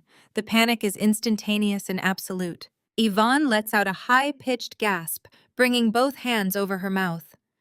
Her diamond rings shake violently against her cheeks as she realizes she is entirely complicit. Trey drops his head between his knees on the leather sofa, letting out a guttural sobbing sound. The golden boy knows it is completely over. There is no public relations spin that can erase a recorded confession of financial treason. They did not trap me in this VIP room to force my submission. They locked themselves in a cage and willingly handed me the executioner's sword. But Andre cannot handle the reality of the power shift. His entire existence has been built on intimidating women into absolute compliance. He cannot fathom a world where his discarded daughter holds the power to destroy his entire legacy with a single digital file. He looks at the blinking red light on the table. He looks up at my calm, unbothered face. His patriarchal delusion shatters completely, replacing his sophisticated businessman persona with raw, violent desperation. He lets out a loud, vicious curse that violently shakes the walls of the suite. His eyes dilate with sheer rage. He does not try to negotiate. He does not try to talk his way out of the trap. He plants his heavy hands on the edge of the conference table and lunges his massive frame, launching forward with terrifying speed. He sweeps his arm aggressively across the wood, aiming directly for my phone to smash the evidence to pieces. He is entirely unaware that the audio file is actively uploading to Vanguard's secure cloud server in real time, making the physical device completely irrelevant. He just wants to destroy the threat. But he is not just aiming for the phone. His face is contorted with unhinged malice, and his other hand reaches out violently, grasping the empty air targeting me. He is turning a calculated verbal checkmate into a direct physical attack, determined to break me with his bare hands if my spirit refuses to yield. The heavy side doors connecting the VIP suite to the private corridor violently kick open. The solid wood slams against the wall with the concussive force of a gunshot. Before Andre can even shift his massive weight to launch himself over the mahogany table, the cavalry arrives. Elias does not shout. He simply steps into the room impeccably dressed, radiating absolute unyielding authority. Flanking him are two heavily armored private security contractors from my firm, Executive Protection Detail. They move with terrifying military precision. Before my father can even extend his arm to swipe at my phone, the lead guard grabs Andre by the collar of his expensive custom tuxedo jacket and violently shoves him backward. Andre hits the leather sofa hard, collapsing right next to a cowering Trey. Yvonne lets out a piercing shriek, clutching her chest as she stumbles backward. Chloe presses her entire body against the wet bar, her eyes wide with sheer, unadulterated terror. The guards do not draw weapons, but their hands rest deliberately on their tactical belts. They instantly form an impenetrable human wall between my family and my desk. I do not flinch. I do not even blink. I calmly reach down and pick up my phone from the polished table. I tap the screen once, stopping the recording, and tap it again to lock the device. I look down at my father, who is gasping for air on the sofa, his chest heaving with exertion and pure shock. I look him dead in the eye and tell him his temper was always his greatest weakness. I explain that smashing the physical device would have achieved absolutely nothing. The audio file was actively syncing to Vanguard's securely encrypted offshore servers the entire time. I tell him that even if he had crushed the phone to dust, his felony confession was already locked in a digital vault he could never touch. Elias steps forward, placing a sleek silver briefcase on the edge of the table. He looks at my family with the clinical detachment of a mortician. He informs them that any further physical aggression toward the chief executive officer will result in immediate detainment and an additional charge of aggravated assault. The reality of their complete powerlessness finally settles over the room like a thick, suffocating blanket. For 32 years, Andre ruled his household through fear and intimidation, shouting down anyone who dared to question his supreme authority. He used his size and his volume to bully me into submission every time I tried to assert my independence. Now he is just a pathetic, desperate old man, pinned to a sofa by hired muscle, realizing his brute strength means absolutely nothing against real corporate power. I step out from behind the table. My emerald gown sweeps across the hardwood floor as I walk slowly toward the sofa. I look at Trey, who is openly weeping, now his face buried deep in his hands. The golden boy is completely shattered. I look at Yvonne, whose mascara is running down her cheeks, completely destroying her flawless high society facade. I look at Chloe, who is trembling violently, realizing her luxury lifestyle is evaporating by the second. Finally, I look at Andre. I tell them I am offering exactly one way out of this room. I am not offering salvation because they are entirely beyond saving. I am offering a highly orchestrated execution. I explain the terms with razor-sharp clarity, leaving zero room for negotiation. They have exactly 48 hours. In 2 days' time, they will rent the main press briefing room at the downtown convention center. They will invite every major news network, every financial journalist, and every sports blogger in Atlanta. They will stand at a podium under the bright, blinding lights of national television. I tell them I am going to write a script. It will be a carefully crafted, meticulously worded statement addressing the federal audit of the sports charity. I tell them they will read my script word for perfect word. They will confess to the severe financial mismanagement. They will take full, absolute public responsibility for the missing charity funds. They will beg the city of Atlanta for forgiveness and announce their full, immediate cooperation with the federal authorities. They will do this because reading my script is the only way Vanguard Crisis Management might be able to negotiate a plea deal that keeps them out of a maximum security federal penitentiary. Chloe speaks up, her voice trembling so badly she can barely form the words. She asks what happens if they refuse.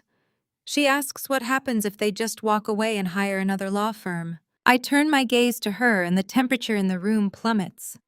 I tell her that if they refuse or if they deviate from my printed script by a single syllable, I will not just walk away.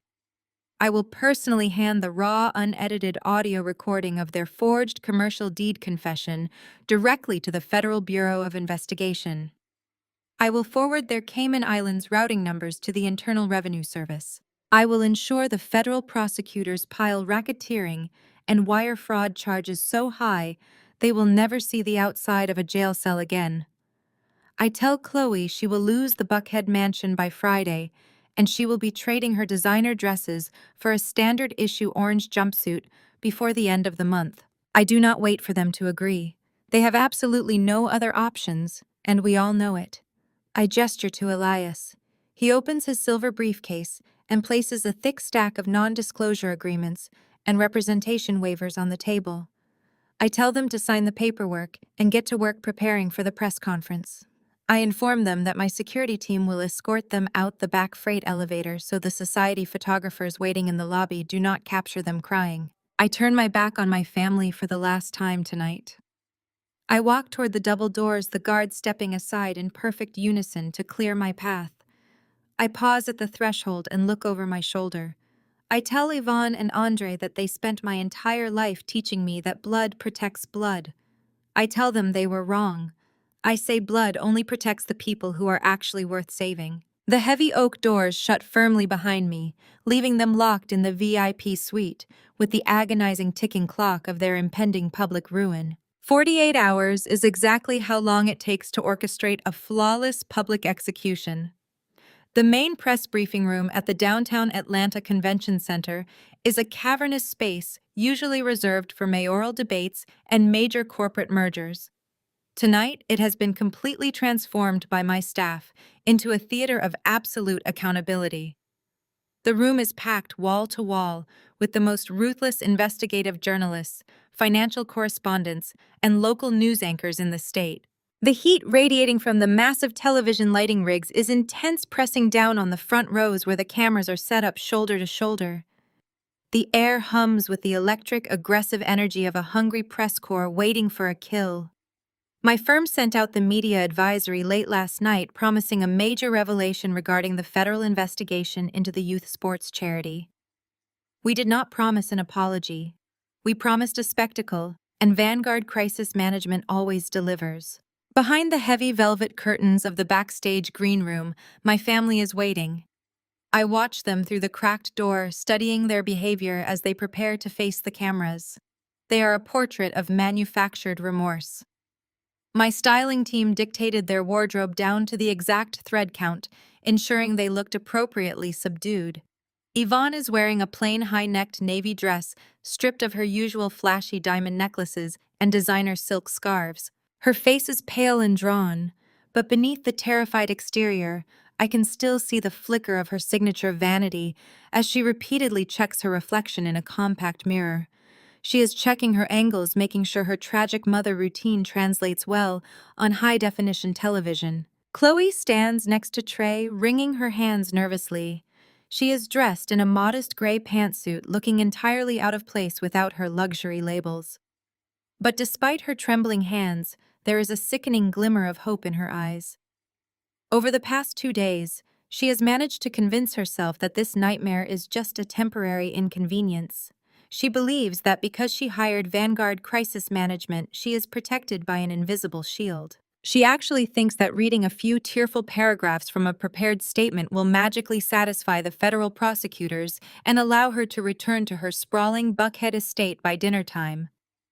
She believes her white privilege and her tears will buy her the leniency they always have. Trey is pacing the narrow backstage hallway, completely unable to stand still.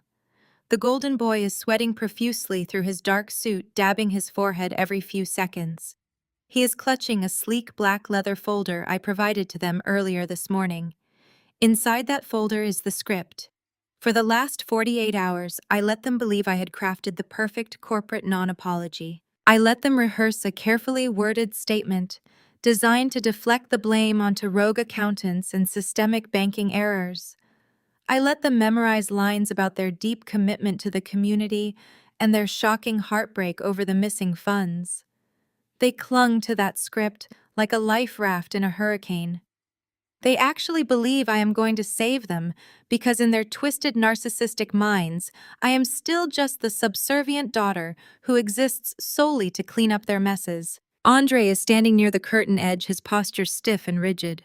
He is trying desperately to project the image of a stoic noble patriarch shielding his family from a cruel misunderstanding.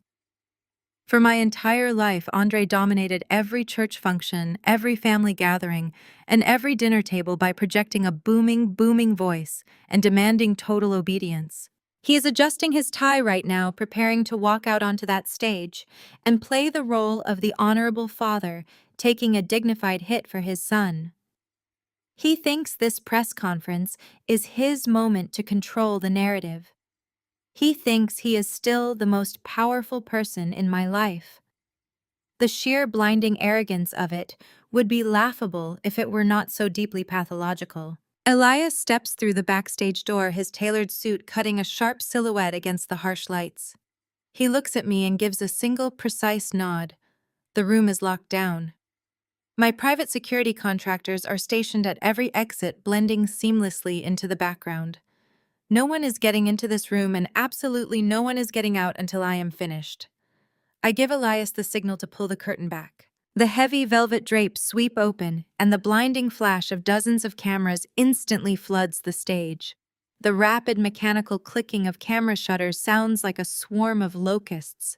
The noise in the room spikes as journalists lean forward, holding up their microphones and digital recorders. Andre steps out first, taking the lead just as he always does.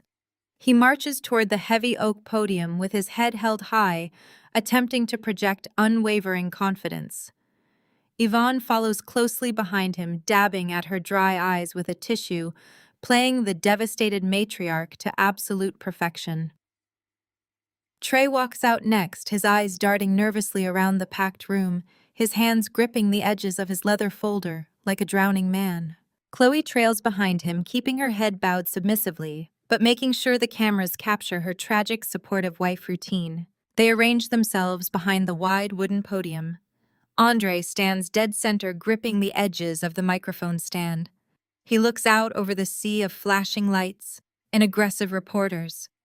He takes a deep breath, puffing out his chest, preparing to deliver the booming, authoritative voice he has used to bully people his entire life.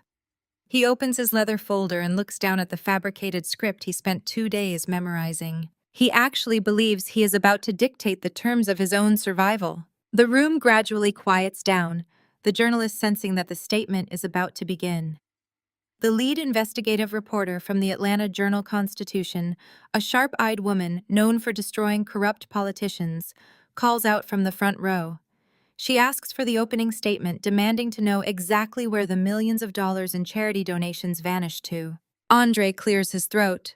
He leans toward the microphone, his lips parting to deliver the very first line of the fake apology. He does not get to speak a single syllable. I step out from the dark shadows of the backstage wings. The heavy emerald fabric of my custom-tailored suit commands immediate attention as I walk directly into the blinding glare of the camera lights. I do not walk behind my family. I do not stand off to the side like a silent, obedient shadow. I walk with absolute lethal purpose straight toward the center of the stage. Andre sees me approaching from his peripheral vision. He subtly shifts his weight, expecting me to stand just behind his right shoulder like a dutiful legal advisor supporting her father. He expects me to be the silent prop that lends credibility to his lies. I do not stop walking. I stride right past him, completely ignoring his presence as if he is absolutely nothing but a piece of stage furniture. I step directly in front of his massive frame, physically blocking him from the array of microphones.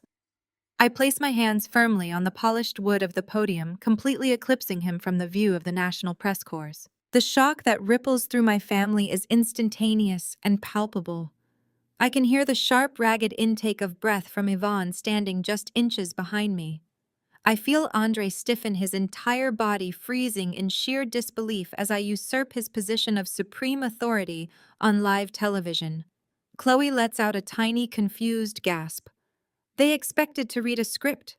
They expected to control the room. They never expected the invisible daughter to seize the microphone and take total command of the narrative. I grip the edges of the polished wooden podium and look out at the blinding sea of camera flashes. Directly behind me, I can hear my father Andre sucking in a sharp, ragged breath. He leans in close, his hot breath hitting the back of my neck. He hisses at me through clenched teeth, ordering me to step aside and remember my place. He mutters that I am ruining everything and demanding that I hand over the microphone.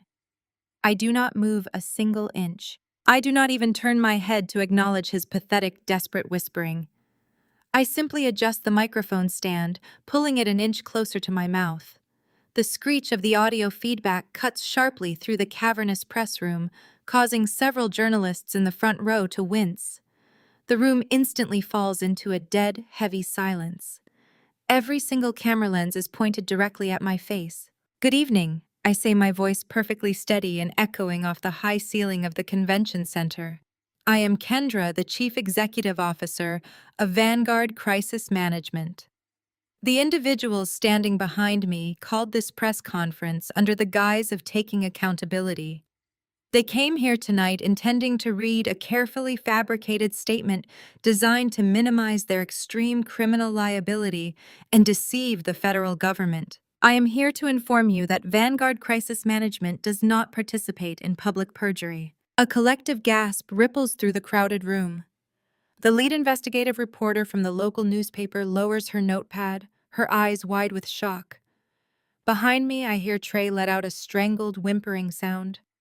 Andre grabs my shoulder aggressively, trying to physically pull me away from the podium. He does not get the chance to exert his force. Two of my massive private security contractors step out from the shadows of the stage, instantly flanking me. They do not draw weapons, but their imposing presence forces Andre to release his grip and stumble backward in absolute humiliation. He is completely powerless on live television. I look directly at Elias, who is standing near the side exit. I give him a single sharp nod. Elias signals my staff. The heavy double doors at the back of the briefing room swing open. A dozen Vanguard employees march down the center aisle, carrying tall stacks of thick, heavy binders. They move with clinical military precision, distributing the binders to every single journalist, reporter, and news anchor in the room. The sound of heavy plastic binders slamming onto the press tables sounds like a series of executioner gavels dropping one by one. I lean back into the microphone. I instruct the press corps to open the binders to the very first tab. I tell them that what they are holding is a complete unredacted forensic audit of my brother youth sports charity. The journalists frantically rip open the binders. The sound of hundreds of pages turning simultaneously fills the room. I watch their eyes scan the top sheets. I watch their jaws drop. I do not give my family a single second to breathe. I systematically detonate the bomb right over their heads. I announce that over the past 18 months, Trey embezzled over $4 million from funds specifically designated for underprivileged minority youth programs across the city. I direct the reporters to page 12, detailing exactly how that stolen money was spent. I list the expenditures out loud, ensuring the television microphones pick up every single devastating detail. I read off the charges for private charter flights to the Caribbean. I list the receipts for custom diamond jewelry purchased by my mother Yvonne. I detail the hundreds of thousands of dollars funneled directly into offshore accounts to maintain a Buckhead mansion and fund a fleet of luxury imported vehicles. Trey's legs completely give out. The golden boy collapses onto his knees right on the stage, sobbing hysterically into his hands. The cameras flash wildly, capturing his pathetic, highly public breakdown. He is no longer the untouchable athlete. He is just a common thief crying under the hot studio lights. But I am not finished.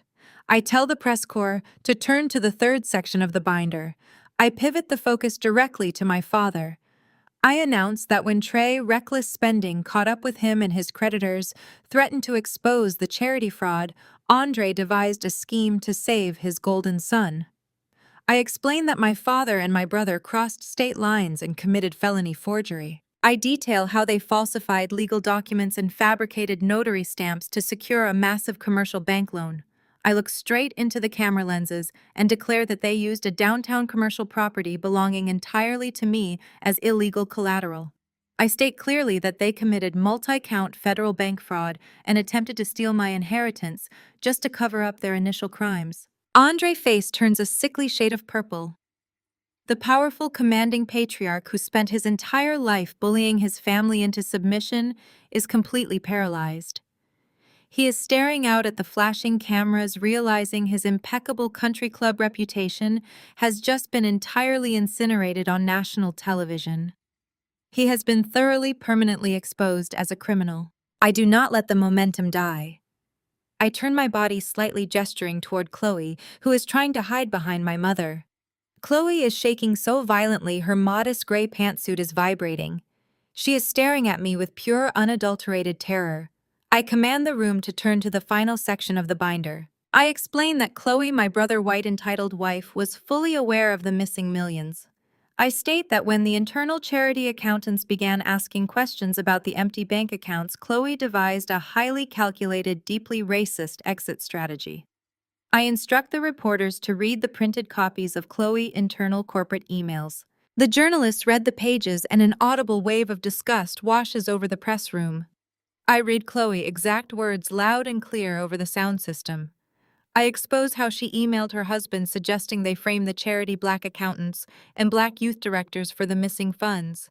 I detail how she explicitly wrote that the federal investigators would easily believe a group of black community workers stole the money because it fits societal stereotypes. I expose how she planned to use her white tears and her status as a victimized wife to throw innocent, hard-working black professionals directly into federal prison just to save her own luxury lifestyle. The reaction from the press is visceral and explosive. Reporters are shouting questions over each other, demanding answers from the stage. The outrage is palpable. Chloe's white privilege and her arrogant superiority have been completely stripped away, leaving nothing but a malicious, racist criminal exposed to the world.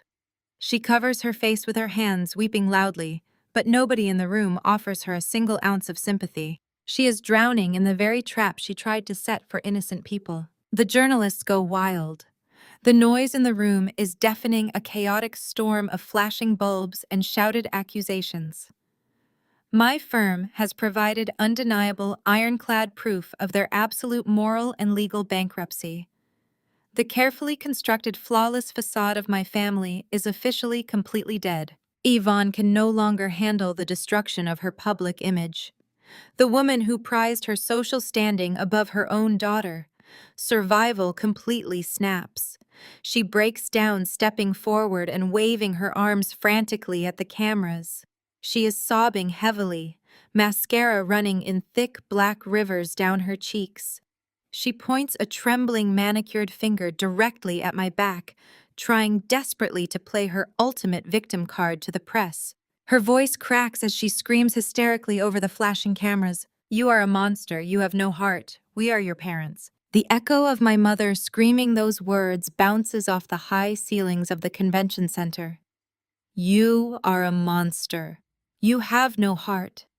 We are your parents."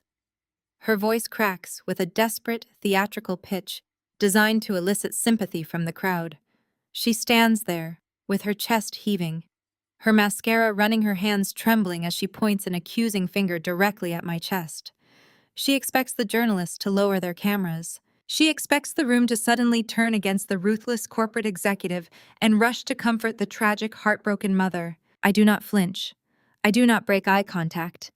I slowly raise my right hand and hold up a single index finger. The gesture is so calm, so entirely stripped of anger, that it acts as a universal command. The frenzied shouting from the press corps dies instantly.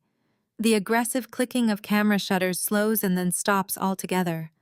The room falls into a dead, heavy silence waiting for my response. I do not shout back at Yvonne. I do not argue about who has a heart. I simply reach into my tailored jacket pocket and pull out a sleek black audio cable that Elias procured for me directly from the venue sound engineer. I plug one end of this cable into the main auxiliary jack built into the heavy wooden podium. I plug the other end directly into my phone. I tap the screen, navigating to a secured, encrypted audio file I have kept saved for 4 agonizing years. I look directly at Yvonne, whose pointing finger is beginning to lower, as pure, dreadful realization replaces her manufactured outrage. She does not know what is on the phone, but she knows she has entirely lost control of the narrative. I press play. The state-of-the-art sound system in the convention center amplifies the audio file, bouncing it off every wall and rattling the floorboards. It does not start with a voice. It starts with the harsh, sterile, rhythmic beeping of an emergency room heart monitor. The sound is terrifyingly loud. It cuts through the grand press room, transporting every single journalist, politician, and photographer straight into the cold, chaotic reality of a trauma ward. The steady beeping is accompanied by the chaotic background noise of medical equipment tearing open and nurses shouting panicked vitals. Then a voice cuts through the hospital noise. It is crisp, clear, and dripping with icy annoyance. "Look, Trey is starting in the semifinals tonight. Tell her to stop being dramatic. We will come tomorrow if she is still there." The audio captures the sharp, mechanical click of the phone disconnecting, and then the rhythmic beeping of the heart monitor stops. It is replaced by a single continuous high-pitched shriek, the sound of a flatline, the sound of a human heart stopping completely. I reach down and pause the audio, letting the devastating silence wash back over the massive room. The atmosphere in this press room shatters. Journalists who have covered corrupt politicians and violent criminals for decades are staring at the stage with their mouths hanging open in sheer, unadulterated disgust. The reporters are not looking at me with suspicion. They are staring at Yvonne and Andre with absolute revulsion. The grand illusion of the loving, supportive upper-class Atlanta family has just been brutally, publicly incinerated. Yvonne stumbles backward as if she has been physically struck. Her knees buckle and she catches herself against the backdrop curtain. She recognizes her own voice. She hears the exact moment she abandoned her daughter to die so she could go cheer at a minor league basketball game. She tries to open her mouth to speak, to spin a new lie, to claim the audio is manipulated, but no words come out. The truth of who the real monsters are is laid bare for the entire world to hear. Andre desperately tries to salvage his shattered dignity. He lunges toward the microphone, pushing his massive frame forward to physically block me from the podium. He starts shouting over the rising murmurs of the press corps, claiming that the audio is a complete fabrication and threatening to sue every network in the room. His booming baritone voice, the weapon he used to terrorize our household for decades, sounds incredibly small and pathetic. Nobody is listening to him. Nobody cares about his empty threats. Because at that exact moment, the heavy double doors at the very back of the press room swing wide open. A team of federal marshals wearing tactical vests and carrying heavy-duty zip ties marches into the convention center. I had Elias tip off the regional director of the Federal Bureau of Investigation early this morning, providing them with the exact time and location of the press conference, along with the unredacted forensic audit. The marshals do not move quietly. They march straight down the center aisle, their heavy boots echoing against the concrete floor. The sea of journalists parts, immediately parting like the Red Sea to let federal justice through. Trey sees the tactical vests and completely loses his mind. The golden boy lets out a high-pitched, terrified wail. He drops to his knees on the stage, holding his hands up in the air, before the marshals even reach the steps. He is sobbing loudly, begging the agents not to shoot him, crying that he will give the money back, and blaming everything entirely on his father. He throws Andre under the bus without a single second of hesitation, proving that there is absolutely no loyalty among thieves. Two federal marshals take the stage. They grab Trey by the arms, hoisting his heavy, sweating frame off the floor and slamming his hands behind his back. The cold metallic click of the handcuffs locking around his wrists is picked up by the podium microphone. Andre tries to resist. He squares his shoulders and attempts to invoke his status as a respected community leader. He tells the arresting agents that they are making a massive mistake and demands to call his private attorney. The lead marshal does not even blink.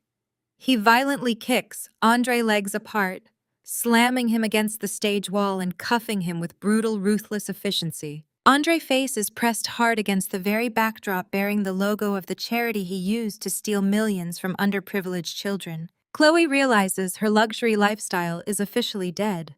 She sees the handcuffs and the tactical vests, and pure panic takes over her brain. She drops her expensive designer handbag and bolts.